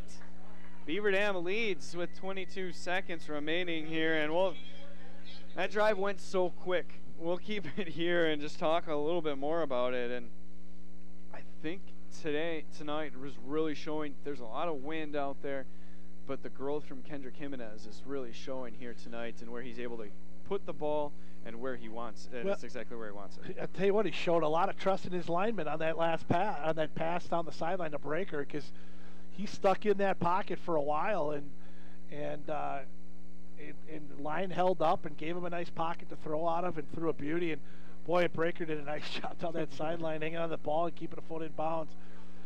Could not have had just a better 1-2 punch there. And boy, Fort Atkinson thought they had a little bit of momentum going into halftime, and Beaver Dam just squelched it. And we haven't seen much, as Stovey was a huge offensive contributor last week. It's just the next man up here this week, as Breaker's been huge. Bird getting the huge touchdown catch in the far corner earlier on back in the first quarter. But again, I think that's positive, because Stovey was so active last week, and he's playing both ways and everything else. You want to keep some of those guys healthy. See it year in and year out where those guys start to wear down and get injuries. So it's positive stuff for Beaver Dam. Lemus with the squib kick, and it takes a couple bounces. It'll be fielded at the 15, crossed up the 20, 25, brought down just short of the 30. It'll be marked down at the 27-yard line. So a decent return, only taking 3 seconds off the clock with 17 seconds remaining. Beaver Dam leads 28-8 over Fort Atkinson. It'll be a 1st and 10, and really just maybe a run to see if you can make something happen here, but Fort Atkinson can't push the envelope. Well, I don't think it's a pass. They've only done it once, and it was the lineman / running back / not on the roster guy making the pass, and quarterback Tarenga hasn't thrown it yet. I don't think they're throwing it now. Early on in the season, I guess you got to bring out the trick plays while you can before they're known. So Fort Atkinson able to do so, as Tarenga, back shotgun formation, one to the right, one to the left, and Floodden behind him. Quick handoff goes to Floodden. He goes off right tackle, and he's stood up, and he's pushed forward for a gain of 2. So that'll most likely be the last play with 9 seconds remaining, and that will do it. So going into halftime, Beaver Dam leads 28-8 over Fort Atkinson. And we'll take a quick break, and we'll come back with some more halftime analysis, stats, and more right after this. You're watching live and streaming live on dailydodge.com.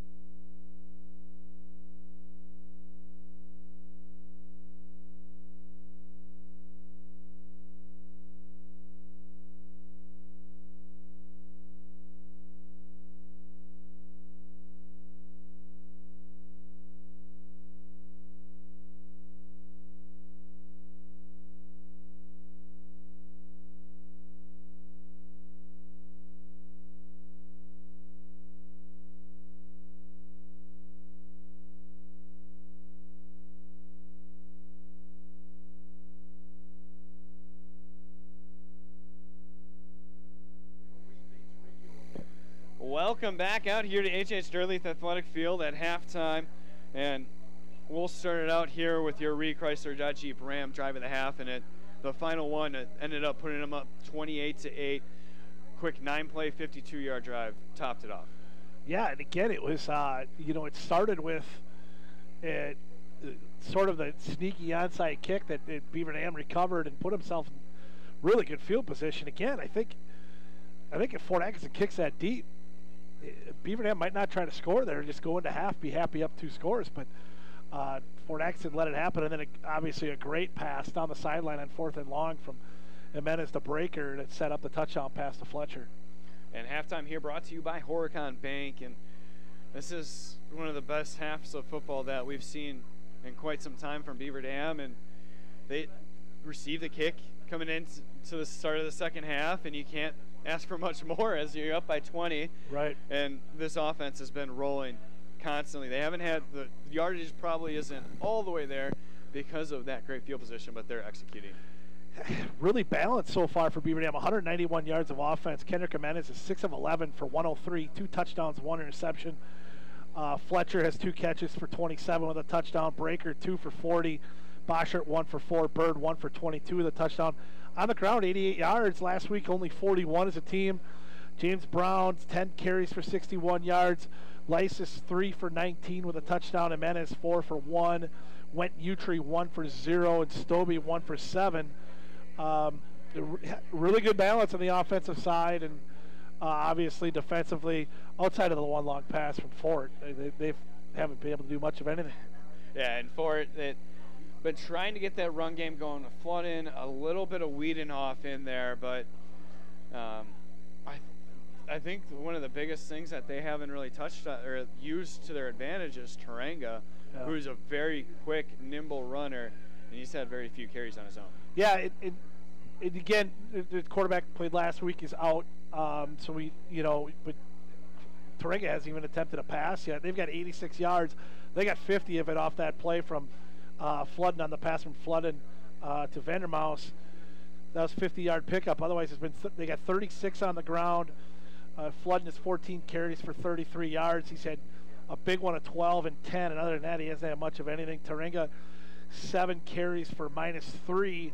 A lot of that yardage, minus yardage, though, is because of really poor snaps and poor handling between the center and the quarterback. Second week we've seen that out of the team against Beaver Dam, as Watertown had a lot of troubles with that last week as well. And then the only other guy that's touched the ball has been Wiedenhoff. He's got 3 carries for 6 yards. Fort's had a really hard time moving the football.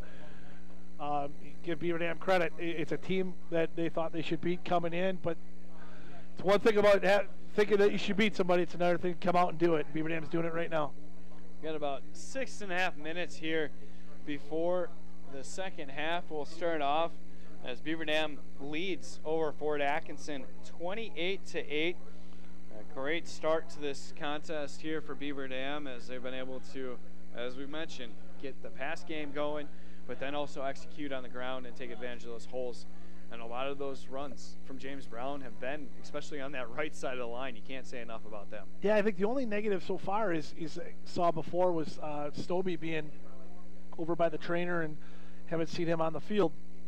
So you wonder about what that is, and maybe it's just a precautionary thing, you hope, but he's certainly a really important guy for them. And I think that's part of it. You want to keep the momentum going here through this second half. The other thing too is you want to stay healthy. As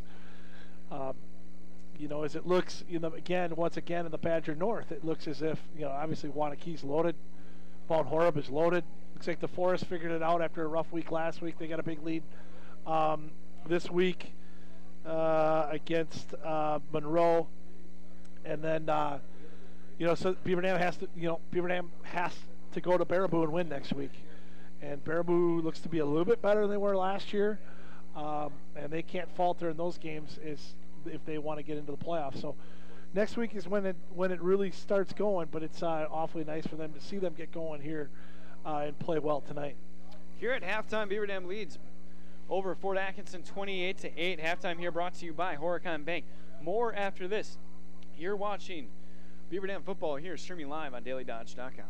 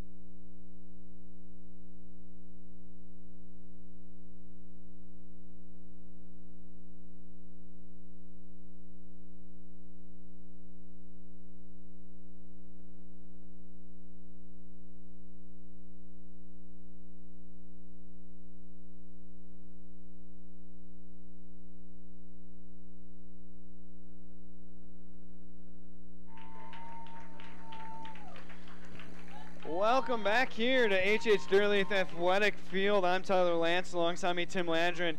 Halftime here brought to you by Horicon Bank, as about set as get some stretching in that. Kids set here for the second half of play, and Beaver Dam will set to return here and start things off, and hopefully Coach Kinsey just replicating what he was able to do in that first half in this offense, being able to move up and down and do so with ease. Yeah, and it's one of the few times you can say, you know, all right, keep them healthy too. You know, yeah. I mean, they've and Beaver Dam's been very sharp. Few penalties. They've got 3. All 3 have been to the 15-yard variety, but 3 penalties as compared to 8 for Fort Atkinson. All on scrimmage penalties. They've been sloppy, and they haven't looked very good. But Beaver Dam's taken advantage of that play as well from them. I think one of those may just not be a offsides penalty, but hey, none of us are counting up here. Yeah. 6 or 7 offsides. 1 came on the offensive side of the ball with that false start, but right. And you brought it up earlier in this broadcast, and it was a great point that those penalties, even when Fort Atkinson's offense wasn't really looking great early on in this contest, or their defense was looking like they're starting to get something going, they were coming at the worst times. Yeah. Just really setting back any sort of momentum or confidence that they were gradually building up. Yeah, similar to what Beaver Dam had last week, or penalties were coming at, there was penalties, they were coming at really tough times. And, it seems like any type of momentum that Fort Atkinson's tried to build, they've shot themselves in the foot. And again, credit to Beaver Dam because they've done a nice job of taking advantage of those opportunities as well. So a minute and a half left here as it looks like Fort Atkinson's about set. Beaver Dam working their way into the huddle and be about set as well, as we'll see what the second half brings upon us. As it's been a great night, a little windy out on the field, but nonetheless, this is Wisconsin football weather. You can't complain anymore for it. Only thing that may be slightly worse is negative 10-degree weather, and I don't know if I'm not ready for that winter yet. No, we can keep that away as long as possible. Although it's basketball season, that's always good too. And talking about basketball, my first time back up here at Beaver Dam High School since the season ended and all the construction finally done on that gorgeous field house over there. My first time seeing it. Took a little walk inside the school.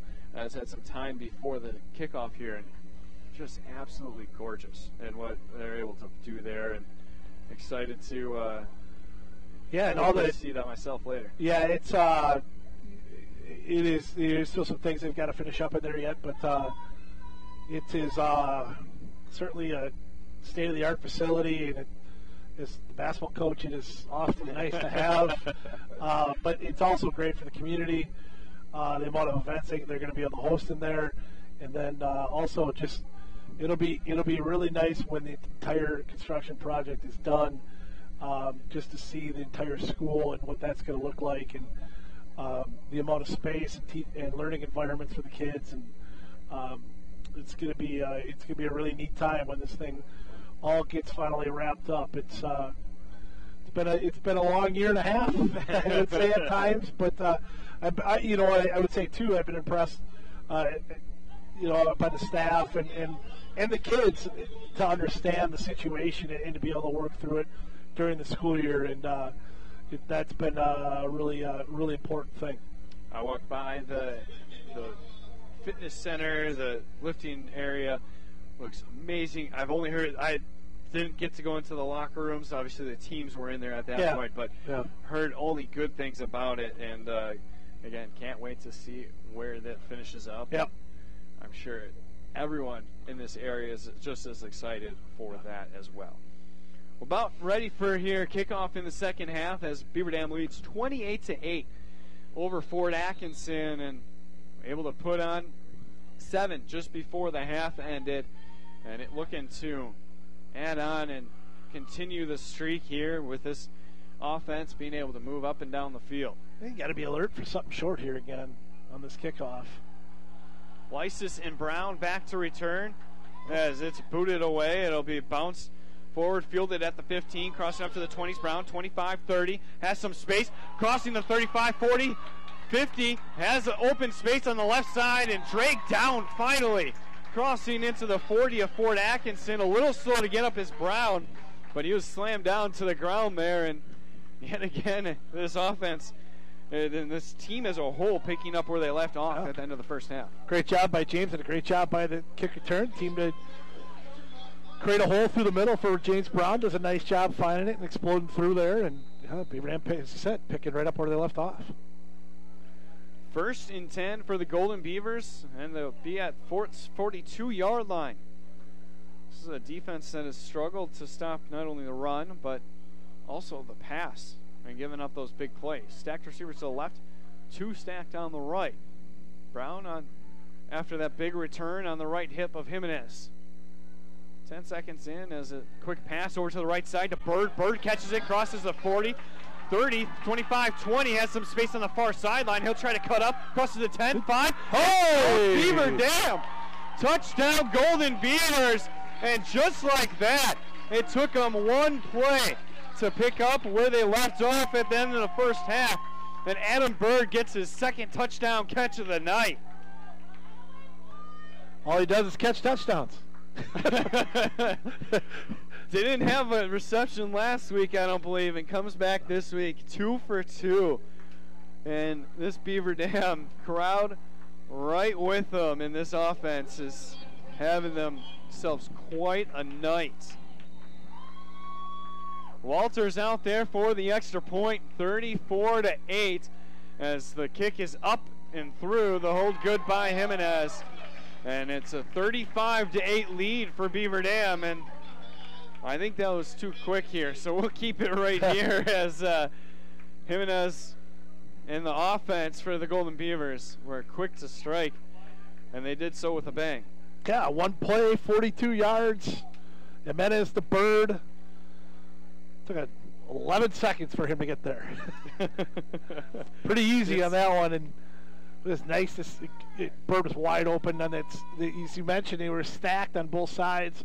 Bird was the back guy on the stack on the near side here. And just a little short slant route, wide open through the middle, and Bird did the rest. Nice read by Jimenez to find him, and great job by Adam Bird to create the touchdown. And Fort still waiting to get back out on the field for their kick return setup as Lemus is set. And I'm sure Coach Gravold not too happy over there on the Fort sideline with the way this second half has started. So much for that rousing halftime speech. Huh? Coach Kinsey one-upped him on that one. And this offense looks to hand it over to the defense and keep things rolling. There is a rolling clock in the second half, but we're not quite there yet as it's only a 27-point lead. Gave up that touchdown. That's all it was. Needed that stop as a boot at 30, and diving for it is Beaver Dam, and Heinzen looks like he has it. I think he's got it. And Beaver Dam right with that. I don't even know what to say what happened there for Fort Atkinson, but you're over on the sideline so long that you think you have to have everything set, but just a brain fart must have just happened on the defense there for Fort Atkinson on the kick return, and wow, just like that. That's unbelievable. I haven't seen anything like that. It's almost like Fort Atkinson folded their tent up and ran home. Yeah, it's unbelievable. 11:37 to go here in the second half, or third quarter, excuse me. 2 to the right, 2 to the left, both stacked as Brown on the right hip of Jimenez. No high safety as the handoff goes to Brown as he's met immediately at the line, able to break a couple tackles, continues to move forward, crosses the 20, and gets enough for the first down, a gain of 11 for Brown, and the running game in this offense continues, 35-8. Beaver Dam leads Fort Atkinson here in the third quarter. You could just see, just how deflated Fort Atkinson is, and just the Beaver Dam is just feeling awfully good about themselves right now, playing really good football. The highest scoring output going back a couple seasons now. 2 to the left, 1 to the right. The handoff is kept by Jimenez. He runs right up the middle, crossing the 10-yard line, and that'll be enough for the first down. Brown's carry the last time was just short of the first down, so continues to move. We thank you for tuning in to this live stream on dailydodge.com. Tyler Lance alongside me, Tim Ladrin, with 10:45 to go. Beaver Dam looking to get this running clock going, possibly with 2 to the right, 1 to the left. In motion is Lysis. Handoff goes to Brown, who cuts the other way, and he's brought down at the 10-yard line. Nice tackle there. Otherwise, it's like James had some room to get into the end zone there. A nice tackle there. That's 2nd and 9. The ball was placed just outside the 10-yard line, so Beaver Dam will have an opportunity to get a first down. As 2 to the right, 1 to the left. Taking a little more time off the clock here. It's just over 10 remaining. Lysis in motion now right to left. The handoff goes to Lysis. He goes off the left 10. Tries to find the space, cuts forward. Diving into the end zone. Touchdown, Golden Beavers. And they continue their scoring spree and are now leading 41-8. And the effort there by Lysis is impressive. Yeah, and a good block by James Brown on that end side too to spring Lysis through. And you know they've done it for each other tonight. You've seen a couple times where Lysis has made the block for Brown, and now Brown making the block for Lysis to get in. As 1 to the right, as it'll be a 2-point conversion here. This is essentially for the running clock, as then put them up 43-8 and up 35. 1 to the right, 2 to the left. Lysis now on the left side of the line. Jimenez drops back, looks over to the right. Pass in out of the hand of Fletcher. Flag is first. So a false start will move Beaver Dam back. And this type of situation, you're deep. You have very few yards for separation. Can almost help an offense. Yes. Give them a little bit more space. Absolutely. Wait, all after a kickoff that was in front of the returners and behind the blockers, and just nobody from Fort Atkinson went to the ball, and Cole Heinzen beat everybody to the ball and got it for him.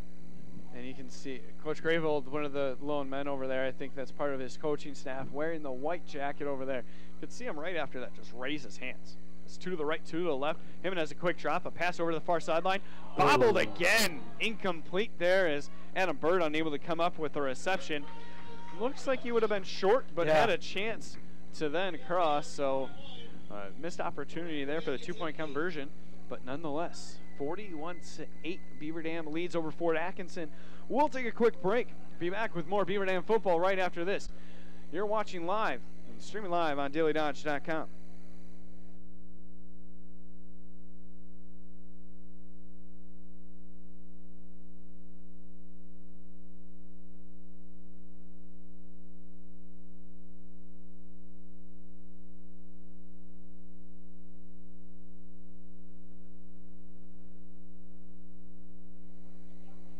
Welcome back here to H.H. Durleith Athletic Field, and another touchdown for Beaver Dam, as I'm Tyler Lentz alongside Tim Ladrin, and Tim here with a quick recap. Beaver Dam scoring drive goes 5 plays, 27 yards, 1 minute, 46 seconds off the clock. Parker Lysis with a 9-yard touchdown run. 2-point conversion is no good. So through 2 minutes and 4 seconds here in the first half, Beaver Dam has managed to put up 13 points and extend their lead 41-8 as Lemus boots it away. It'll be fielded at the 15, a running start crossing the 20, 25, 30, up and met immediately at the 32, and that's where they'll stand. And Fort Atkinson will get their first offensive series here in the second half after a couple, the second kickoff now in the half from Beaver Dam. Beaver Dam football here tonight brought to you by Surefire, Richards Insurance, American Bank, Landmark Credit Union, Walker's Restaurant, Bayside Supper Club, Hometown Pharmacy, and Choice Insurance. This Fort Atkinson offense. New quarterback. It's like, no, maybe not. Oh, yeah. See, there was word as it was be Taranga in the first half. Could see some roll-off in the second half as Avery roll-off under center. A quick pass over to the far sideline, and an errant pass in front of his intended receiver on the far end. As get some new names to you here in the second half, as the intended pass was to Will Neusser. As Will Neusser had to drop to a knee and still unable to catch it as it's 2nd and 10. Well, he must be the passing quarterback because he threw one. I thought that was flooded. So 9:45 to go. 41-8, Beaver Dam leads with 2nd and 10 upcoming here for Fort Atkinson. 2 to the right, 1 to the left. The handoff goes to Floodin up the middle, and he's met immediately. And there's a pile there. Yeah, there is. Players just pushing people around. And it'll be 3rd and 11 after a loss of 1 on that carry. It was Beaver Dam is not fooled at all by Floodin getting the ball at this point. I think until Roloff has that big pass where they try to go consecutive with passing the ball, it's still going to stay about 8 men in the box, if not more. 2 to the right, 1 to the left. Floodin to the left of Roloff in the backfield. A pass looking down the left sideline for intended receiver. Unable to make the catch. And a good job there as the pass was intended to Noah Contney. As a good job going up for it, but a good job by Breaker. Yep. Sticking with his man and forcing the breakup in the pass, and that'll force a 4th and long and a punt from Fort Atkinson. It was a well-thrown ball. I'm looking down the sideline now, and I'm looking at Stobie with his shoulder in an ice pack. He's had shoulder and collarbone injuries before, so you hope it's not that bad. We'll keep an eye on that, and we'll keep you updated as the weeks go by. As the punt goes back to Bird, he is able to field it just short of the 30, crosses the 35 up to now far side, going to the left hash, crosses up back into the middle of the field, and he stood up, finally brought down at the 39-yard line of Beaver Dam. And that's where they'll start their next offensive series, and this could be the all-be-all dagger here. Right. As if there hasn't been one yet this second half, this is the final one if Beaver Dam is able to finish off this drive here. The thing you like about Adam Bird is he's and I mean this with like incredible as an incredible compliment, because he's a basketball player too. He's a good athlete, but he's not like an off the charts athlete, but he is so smart and so competitive, and he's got incredible instincts that he plays probably better than what he's maybe physically capable of, and he's just a tremendous player.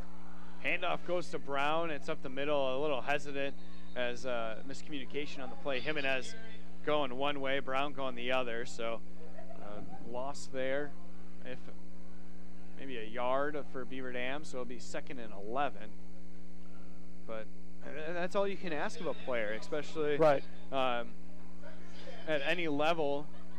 You look for them to exceed what any expectations are. He just as good of instincts as any kid I've ever coached. And you see it on the football field every Friday night. You know, last year he had 5 interceptions as a junior, 2nd team All-Badger. Just a really good player. 2 backs in the backfield and a run. Their handoff to Brown as it'll be a 3rd and long. 3rd and 6, we'll say, for Beaver Dam.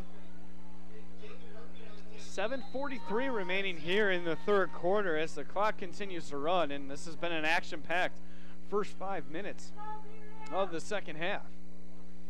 It'll be 1 to the left, 1 to the right.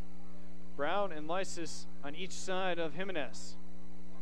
A quick drop back from Jimenez, all the rush, the screen, knocked down, and it was nearly intercepted, but Jimenez had a scary sight in front of him there. All 4 defensive linemen coming full board right at him. Big 53, Keegan Arstead. Nearly picked that thing off and took it to the house. That would have been interesting, trying to watch Kendrick try to tackle him.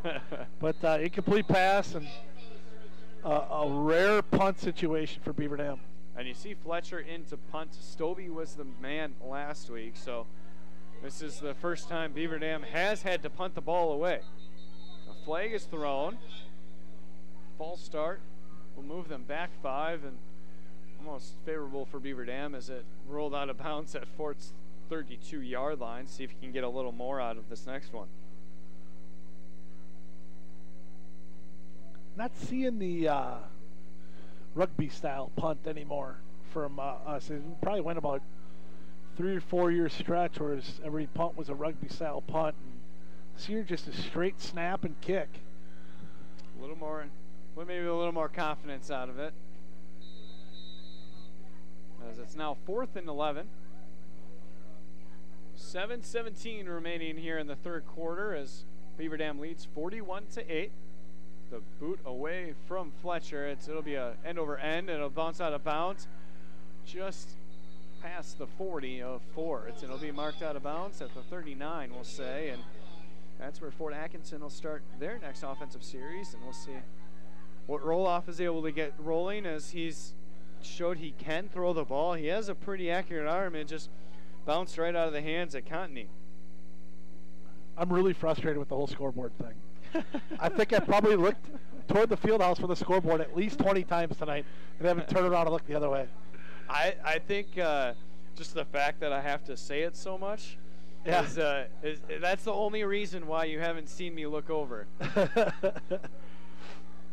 As 7:05 here to go in the third quarter, Fort Atkinson taking over. Looking into the right is Roloff and trying to cut the pass as he thought it was going outside. Adam Bird had an opportunity, but Roloff throw to the inside half of his intended receiver, and it'll be a 2nd and 3 after a 7-yard pass. Well, I think they found their quarterback. I mean, this kid stands back there, throws a pretty nice ball. James Vandermouse on the 7-yard reception on first down as he's out to the right, one to the left. Flooded to the right as a pass intended. Pick Beautiful interception there by Adam Bird. Not even looking for it was Vandermouse. And Beaver Dam takes the ball right back. There's a flag thrown near the sideline, but it appeared to be well after the play was over, so we'll see where it goes. All 15-yard penalties have seemed to go against the Golden Beavers so far. There was the read by Adam Bird using his instincts. He jumped to the ball before the Fort Atkinson guy did. Great read and a nice interception by Adam. Vandermouse was actually looking to block on that play as he didn't even have his head turned around. A flag goes against Fort Atkinson, yet another penalty on them.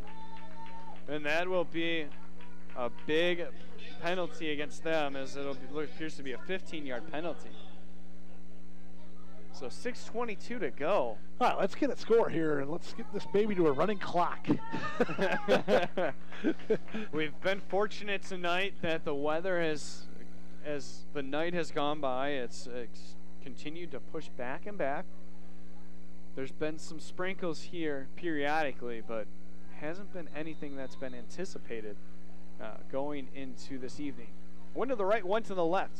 Handoff goes to Brown. He cuts up the middle. He drags a couple defenders forward, crosses near the first down line as he crosses the 35 of Fort Atkinson. And it'll be just short. Be a nice gain of 8 for James. It'll say 9 as it'll be 2nd and 1. Nice to see James be able to drag some tacklers and keeping his feet going.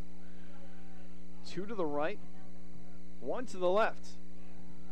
Lysis and Brown in the backfield with Jimenez as it goes to Lysis. Jimenez actually keeps it himself, crosses the 30, gets enough for the first down. He's brought down short of the 25.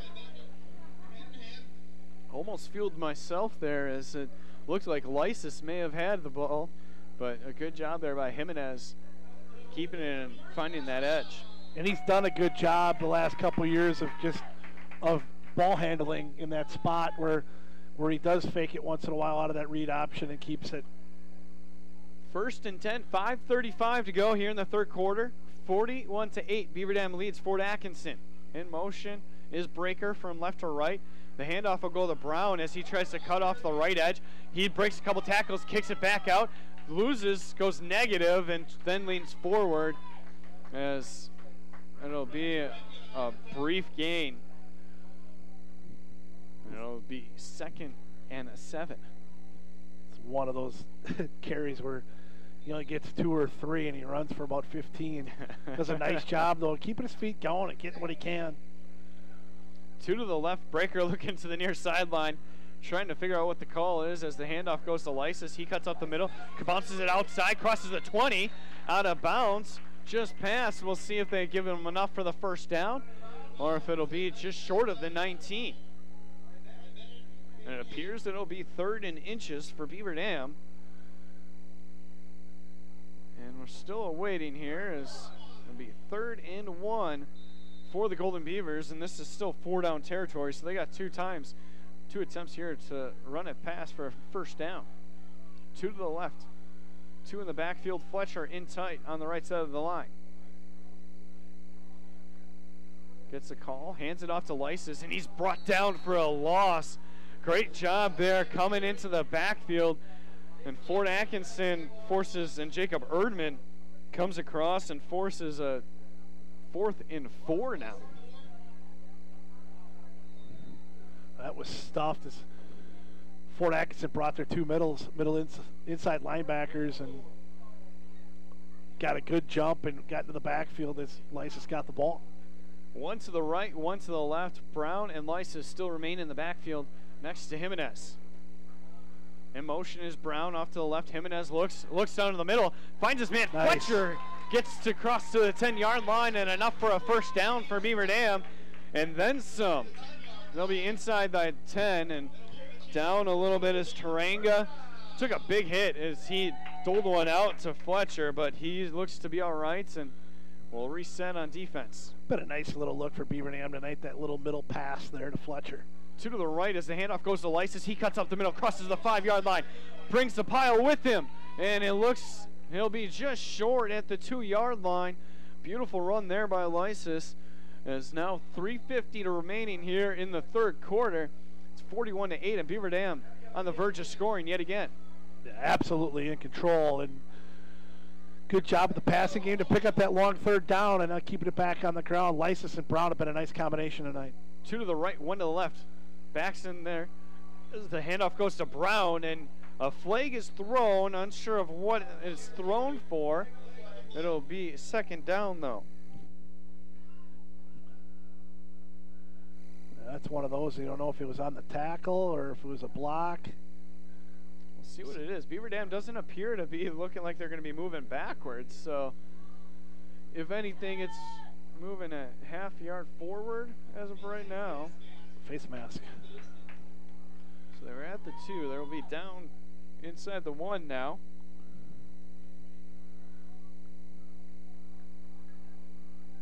And they'll run the clock here with 3:24 remaining here in the 3rd quarter. Beaver Dam has 1 to the right, 1 to the left.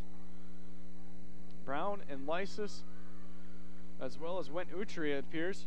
As the handoff goes to Brown, just full force forward into the end zone. Touchdown, Golden Beavers. And with that, Beaver Dam takes a 39-point lead and can extend it to 40 with the extra points.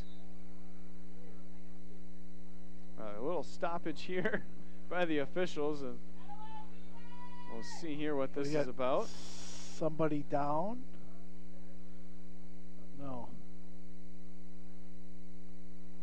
This looks like a little side meeting here between the two. This might be just to halt the jaw jacking maybe going on or something. What do they got? No, Portage or I've called them Portage. I've called them Mount Horeb. Fort Atkinson does have a guy down. Looking at the schedule, I'm glad you're looking ahead. We'll talk that a little bit here in the 4th quarter as this game progresses. But a player was down and he's being walked off. Appears to be okay. Well, we'll get there. And those Portage is one of the crucial games looking forward. Mount Horeb is really a test to see where your team's going to be at this season, as they always have a strong squad. As Walters is set for the extra point. Snap good, hold good, and kick is through the uprights. 48-8. Beaver Dam leads here over Fort Atkinson. More Beaver Dam football right after this. You're watching live on DailyDodge.com.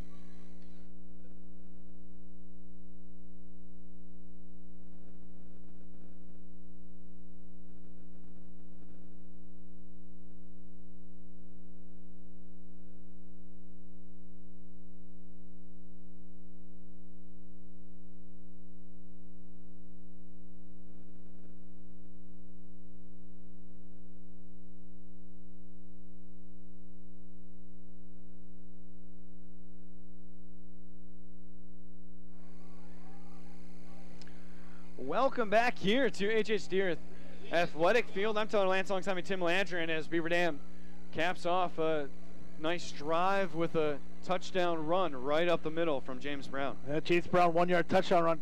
10 plays, 42 yards, 3 minutes, 14 seconds off the clock on the drive. Kaylee Walters' kick is good. She's 7 for 7 on the year from extra point. It's a pretty good start.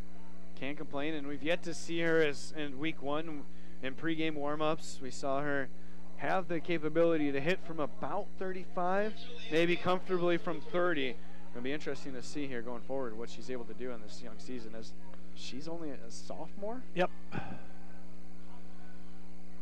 So Beaver Dam set as Miguel Lemus will kick it off. We see a couple of people throwing on the sideline, so this may be the end of the night for Kendrick Jimenez on the next offensive series, but Fort will take it off. They catch it at the 16, bring it up across the 20, 25, 30, get met at the 35, and they'll be brought down immediately. And Fort Atkinson will start out on their own 35 as under 3 minutes to play now in the third quarter. Yeah, I would imagine you're going to start seeing quite a few different guys out there for Beaver Dam. We already see it on the I already noticed it on the defensive end, although we do see Bird out on the far side. There's some new faces on that line and the linebacking core as well. I see Tyson Ayler out there right now for Beaver Dam in the middle. Heinzen's in the near corner over here. So 1st and 10 for Fort Atkinson. This will be a quick clock here, as you may notice, as the clock continues to go with 2:20 remaining here in the third quarter. And a timeout called by Fort Atkinson, as unable to figure out what's going on their sideline with the play call, unable to get it in, as see that with a little bit of inexperience and roll-off coming in for the first time here. I mean, they're not having trouble doing anything right. It's been rough for them. It has been rough. Beaver Dam football here is brought to you by Surefire, Richards Insurance, American Bank, Landmark Credit Union, Walker's Restaurant, Bayside Supper Club, Hometown Pharmacy, and Choice Insurance. So we get things settled out here. We're going to talk about this, I think, for weeks, the way this team has played here and taken advantage of their opportunities. But going forward, looking at this game, you can't say enough about what Beaver Dam's been able to do here continuously, been able to balance it between the run and the pass and find those open spots consistently. Yeah, again, it's nice. Looks like they have some balance. The ground game's been good. Kendrick's been solid tonight. The receivers have been good, and defensively have been good. A handoff goes as Roloff keeps it himself, actually, on the near sideline, and rolls forward after a tough hit. It'll be a gain of 5 for Roloff, and not as agile as Tarenga, but able to get it done there on a first down carry. Well, yeah, we don't know how long, Hacknell's out for Fort Atkinson, the starting quarterback from last week anyway. But I think they've got something in the sophomore Roloff. He throws the ball very well. They might have something to build off of. One to the right, one to the left. Fake handoff to Lon Loden. As now in trouble is Roloff. He's brought for a big loss inside their own 30. And a good job there, coming up big on the sack. Is Beaver Dam, and that's the inexperience that's showing there from Roloff, as he may have held it a little too long, but that's a tough time for a quarterback for Fort Atkinson to come in. You're down by 40, not the best situation. Well, and you got some newer guys in there too that are hungry for Beaver Dam, that want to get to the quarterback and puts him in a bad spot. 3rd and long, the handoff goes to Floden. He runs off to the right edge, gets back some of that lost yardage, and a gain of 6 will be now 4th and 12 for Fort Atkinson, and they'll punt it away, and Beaver Dam will get it back with, we'll see if this will be the final play most likely of the third quarter, as under 40 seconds to play. We'll keep you updated here, as I'm going to have to, I'll remind Tim, you have to look to the left. I'll have to look to the left a little more here for the scoreboard. Final score from Wanakee 37, Watertown 7. So a little better for Watertown this year, but Well, compared to the 63-0 or whatever it was last year. Just a little better. Brenneman with the punt away, and it will be fielded by Bird, excuse me, as he crosses up the 40-45, gets to midfield. Oh. Stiff arms crossing the 40 of Fort, still going and crossing the 35, brought down and dragged down just short of the 30. It'll be at the 31 of Fort Atkinson, and Adam Bird just having himself a night. And that's going to, and I looking at the sideline here, Beaver Dam's going to bring in some subs here, and see Kendrick out there. I think Coach Kinsey might as well just be pulling him back. They are now. They're going to bring in Carter Reason, I think. He's the JV quarterback, a junior. I think you give him his first varsity snaps. As we'll get you here the updates, as we'll be cycling through our roster sheet as well here, as we are headed into the fourth quarter. 12 minutes left in this matchup as Beaver Dam leads 48-8. We'll keep it going here, as I didn't even realize the clock ended, and we'll head into the fourth quarter.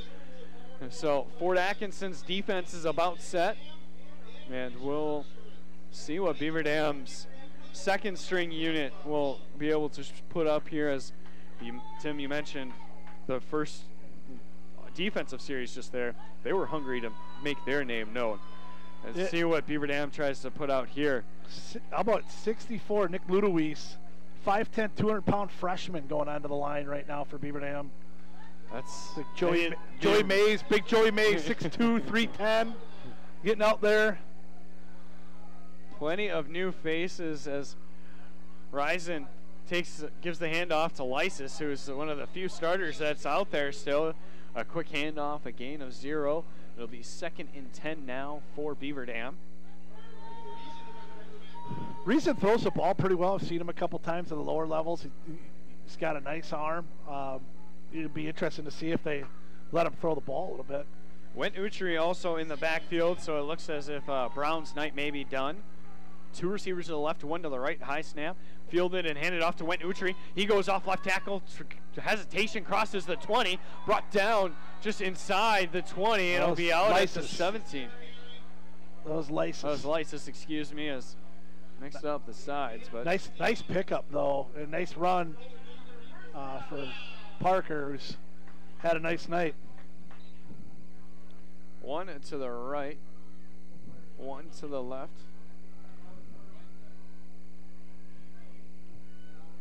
As we hear in the booth, everyone trying to figure out names as we move forward.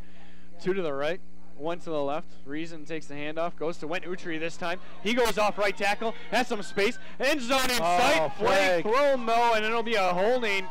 It looks like the flag will be on Heinzen, who is on the far sideline.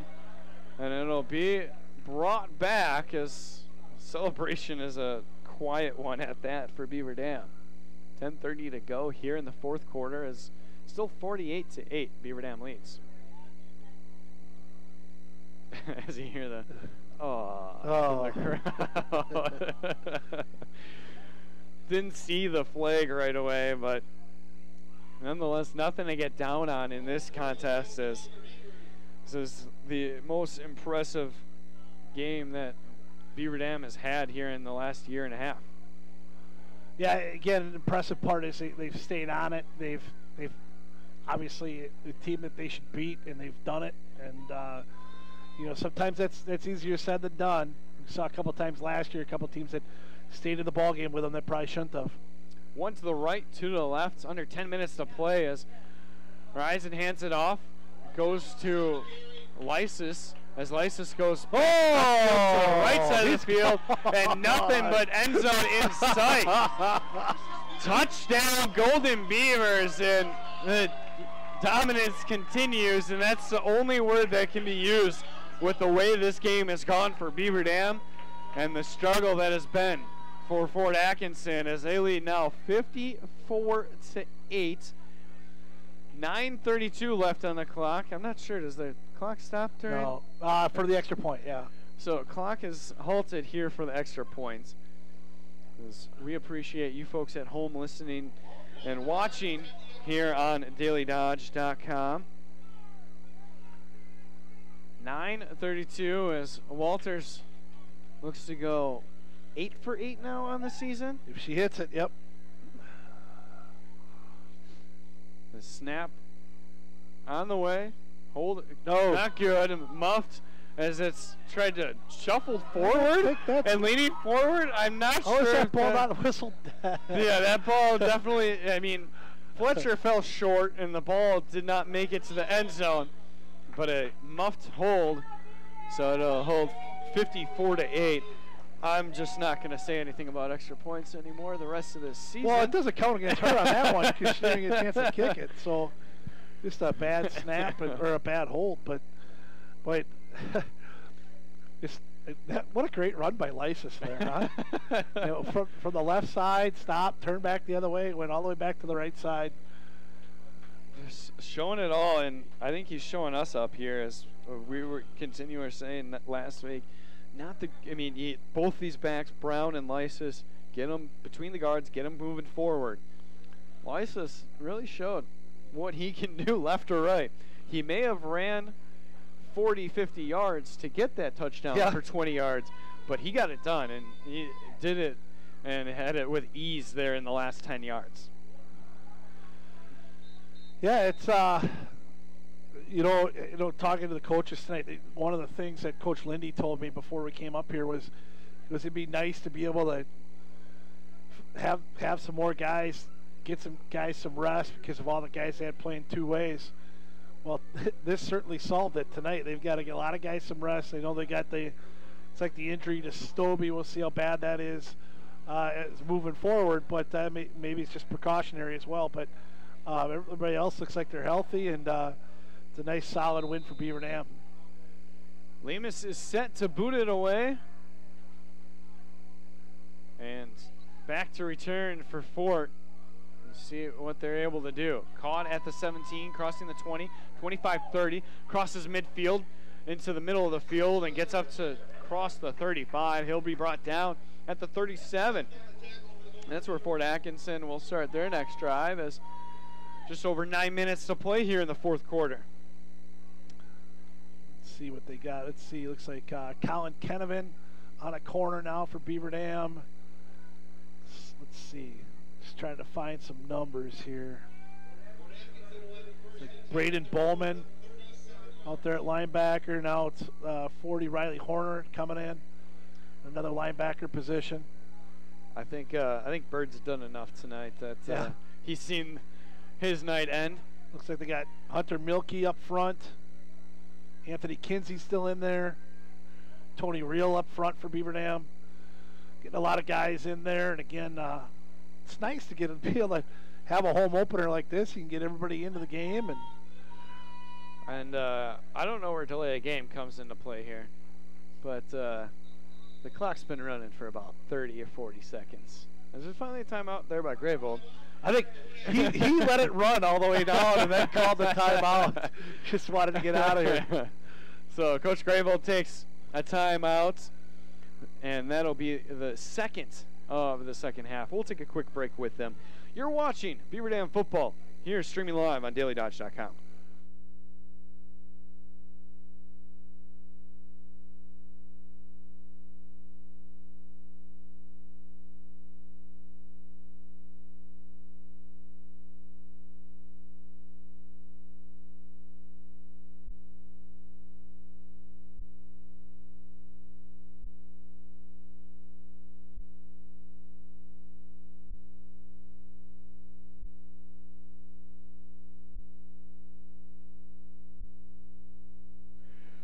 Welcome back here to H.H. Deerleaf Athletic Field. I'm Tyler Lance.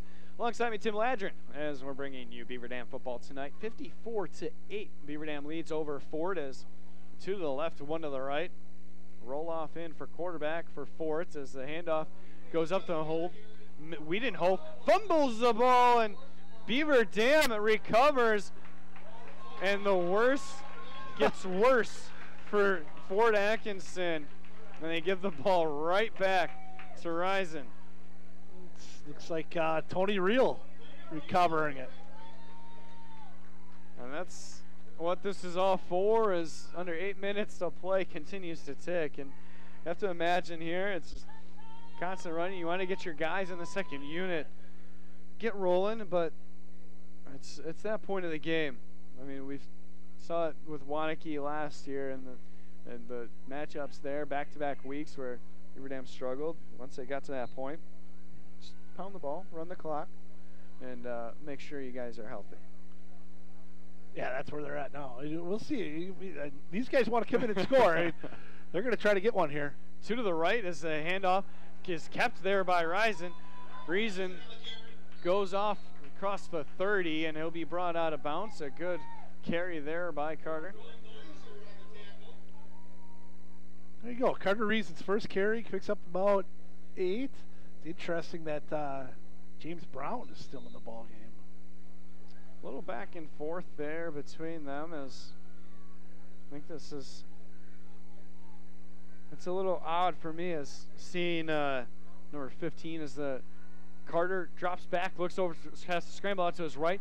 Looks like he'll keep it himself. Does so and dives forward and crosses the 30 and so just past the 25, getting out of bounds as Reason gets the first down. As I was about to say, it's a little odd not seeing Dylan Livingston in that 15. Is the big guy on the corner, and now looking out there and seeing Nate Abel out there now. It's after my first year and seeing Dylan out there. It's it's odd seeing those other numbers. 1st and 10 as Reason hands it off to Brown. A little hesitation, steps, breaks a couple tackles, but he's brought down immediately for a loss of 1. Just over 6 minutes to play here in the 4th quarter.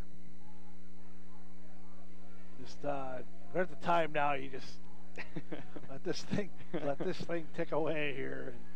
We'll take a look here coming forward as what to expect here in the coming weeks here as Beaver Dam gets into their Badger North Conference play next week.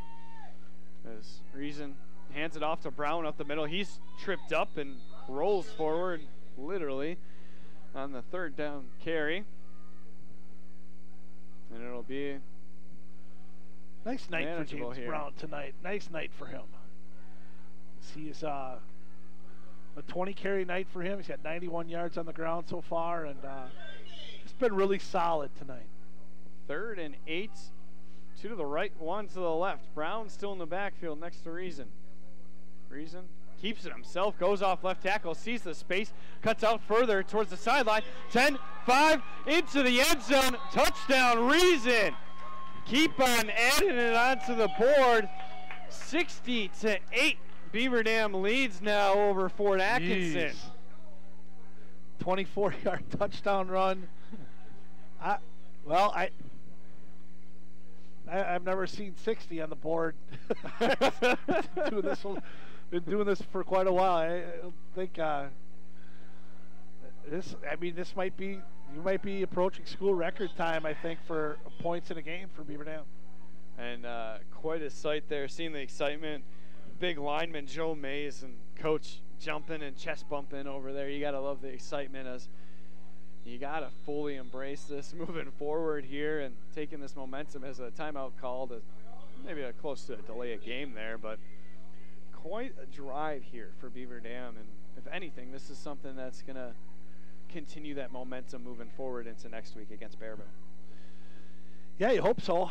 I mean, obviously, you got to think the competition's going to be a little bit stiffer than what it is tonight, but there's so many positives Beaver Dam can take out of this. And, this could be one of those that allows your team to ride a wave a little bit for a few weeks. So at Baraboo, and then they host Mount Horeb as the extra point is up and good by Walters. And the lead is extended to 61-8 with 5:02 remaining here. And Tim, we'll get a quick recap here of this drive as Beaver Dam closes it out on a beautiful run there by Carter Reason. Yeah, it's a 4-play, 36-yard drive, 2:20 off the clock. Carter Reason, 24-yard touchdown run. Kaylee Walters' kick is good. 61-8.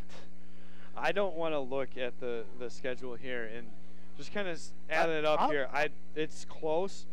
It is close that the first three weeks last season, they put up 48 points. Yeah. And coming out this week, really getting that momentum boost though this may not affect the playoff hopes, it's something that gets you going into conference play, that gets that confidence, that momentum going to hopefully lead you to that playoff push. Be safe to say a long year in Fort Atkinson. They get Watertown next week. They go to Oregon, then go to Monona Grove. Oy. Monona Grove, not an easy squad to go up against. You talk about the Wanakee version of the Badger South. It's Monona Grove for you. Oof. Lemus is set here to kick off as Beaver Dam leads 61-8. It's booted away, caught at the 12-yard line, up across the 20, 25, cuts it back into the middle of the field, and he'll be stood up just short of the 30. And that's where Fort Atkinson will start with under 5 minutes to play here in this contest. Beaver Dam football here brought to you by Surefire, Richards Insurance, American Bank, Landmark Credit Union, Walker's Restaurant, Bayside Supper Club, Hometown Pharmacy, and Choice Insurance. Tim Ladrin alongside me. I'm Tyler Lance, as bringing you Beaver Dam football action as clock continues to tick, and this has been quite a game for Beaver Dam as they head into conference play next week, traveling to Baraboo. It's probably pretty tough to find a better way to start your home season, huh? That's a great way. Got a packed crowd here, student section, all dressed up in their Hawaiian gear. It's a great way to start, as there's a timeout here. He did it again. He waited for the time to run all the way down until the clock would run down, then called the timeout. Well, there's 2 timeouts left in the game, and both fall in the hands of Beaver Dam. So we'll take a quick break as Fort Atkinson uses their last timeout. You're watching Beaver Dam football, streaming live on dailydodge.com.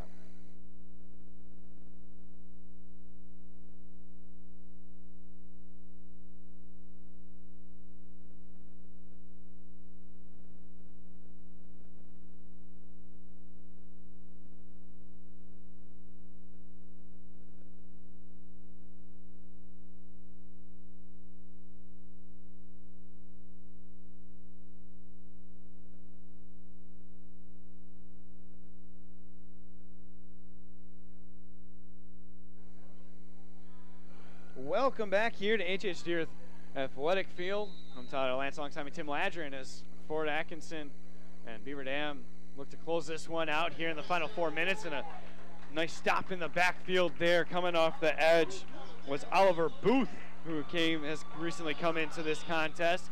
And a tackle, a loss of about 5 there, so it'll be 2nd and 15 for Fort Atkinson.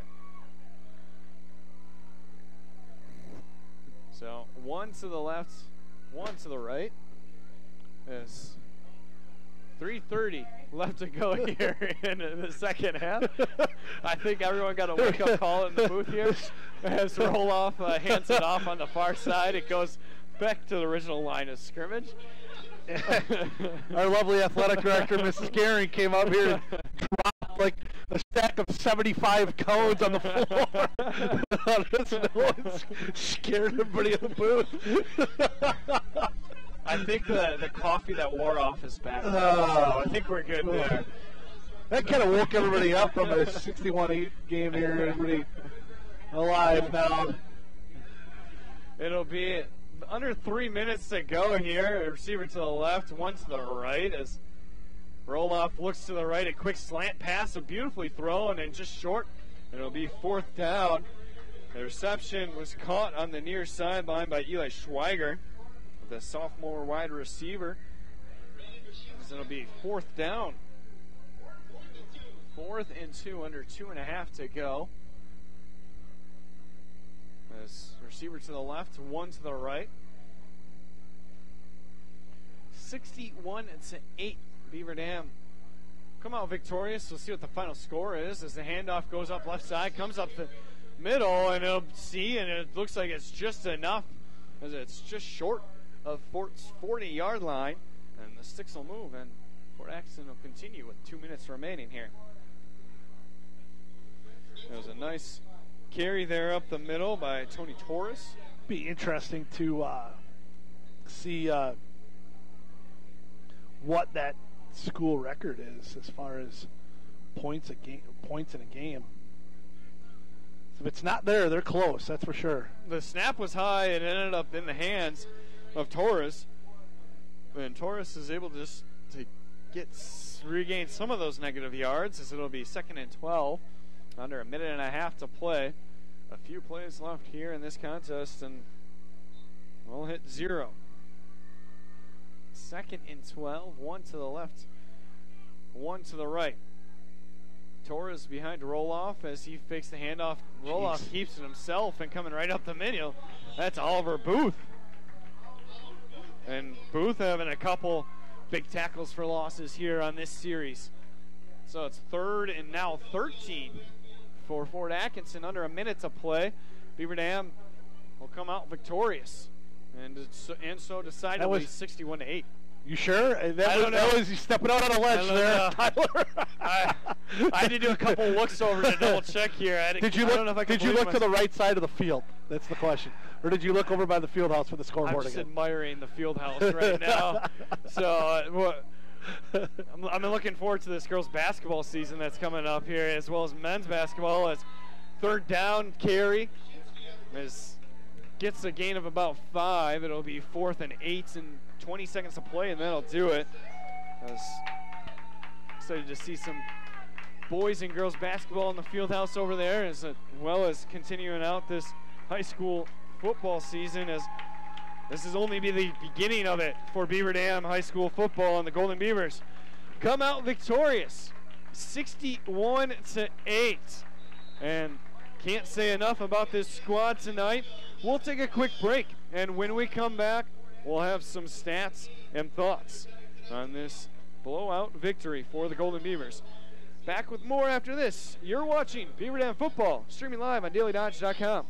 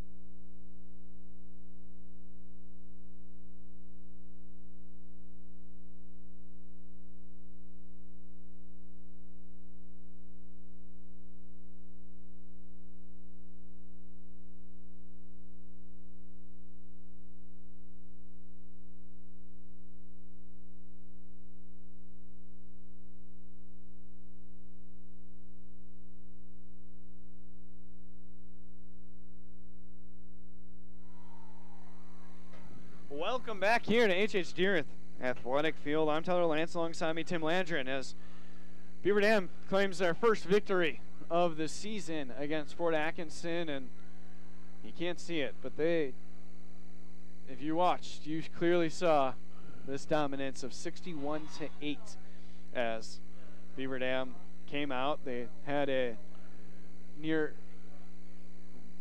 clock rule, or running clock rule, within the first 3 minutes of the second half after a pooch pooch kickoff that they were able to recover. And throughout the game, the one drive that I'll pick here for the Reed Chrysler Dodge Jeep Ram drive of the half, well, was the last one where Carter Reason came through, finished it off himself, and showed what he could do for this squad. Yeah, 4-play, 36-yard drive to end it. Carter Reason with a 24-yard touchdown run. Yeah, it's good to see those other guys get in the ball game, and boy, a nearly flawless performance for Beaver Dam. Very few mistakes, very few penalties, one turnover, and then just took advantage of a team that they were better than.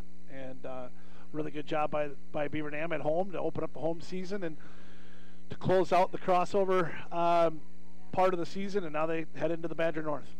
Well, starting out with Fort Atkinson, who had all sorts of offensive struggles on the night. Not a great second half for them, but they had one 50-yard play in the first half that was really most of their offense. Yeah, 101 yards total offense for Fort Atkinson, only 37 on the ground, 1 yard on the ground in the second half. 64 through the air. On the ground, Jordan Floden led them 16 carries for 38 yards. But just after the early start, just couldn't get anything going. And they had nothing both ways, on the ground or in the air. Defensively, Beaver Dam had all the answers. 394 yards of total offense for Beaver Dam. Kendrick Jimenez is 8 of 14 for 157, 2 touchdowns, 1 interception. Fletcher, 3 catches for 39 and a touchdown. Adam Bird, 2 catches, 64 yards, both for touchdowns. Breaker was 2 for 40. Boschert 1 for 4 on the ground. Beaver Dam with 237 yards on the ground after a rough week last week. James Brown 20 carries, 91 yards. Lysis 10 for 77. Jimenez 6 for 14. Went Utri 2 for 10. Reason 3 for 38, and Stobie 1 for 7 for Beaver Dam. Can't say enough about those numbers, and I mean, I don't know if you can pick one player of the game for this.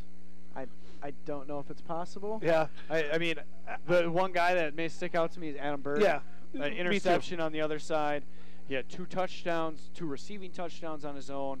Really sums up what a two-way player is, and what a guy that is really just coming into his own in this offense and finding a way each week to contribute.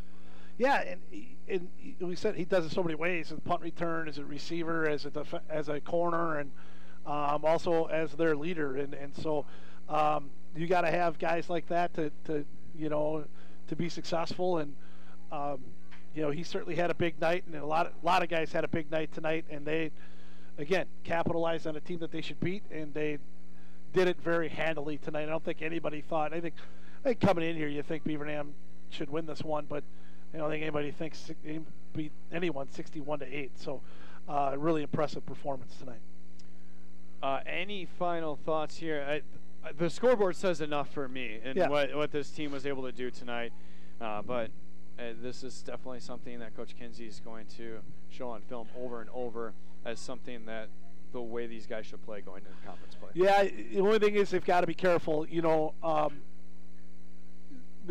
This is a team that's not, in the past, they don't win by this much. I mean, so it just like last week when we talked about, okay, really essentially the game doesn't matter that much because you need to win 4 in your division. As nice as a win as this is, and it certainly is a nice win. You don't want to take anything away from any of these guys, but in the long run, when it comes to trying to make the playoffs, it doesn't mean anything. They have to be able to. Just like Fort Atkinson has to be able to forget about this, Beaver Dam needs to enjoy it for tonight and then forget about it and bounce back next week. And they need to beat Baraboo next week. That you get into the playoff situation and where you play Baraboo, Reedsburg, Portage, and Sauk. Those 4 games are must-wins for Beaver Dam. So they got to go into Baraboo next week, and they got to win if they want a shot at the playoffs. With that, that will close it out here from HHD Earth Athletic Field. For Tim Ladron, I'm Tyler Lance. Beaver Dam comes out victorious, wins 61-8 over Fort Atkinson. Thank you for tuning in here, as Beaver Dam football here has been brought to you by Surefire, Richards Insurance, American Bank, Landmark Credit Union, Walker's Restaurant, Bayside Supper Club, Hometown Pharmacy, and Choice Insurance. We thank you for tuning in, and tune in next week as the Badger North Conference opener is underway next week here, and we'll be back streaming live here on dailydodge.com. Everyone have a great night.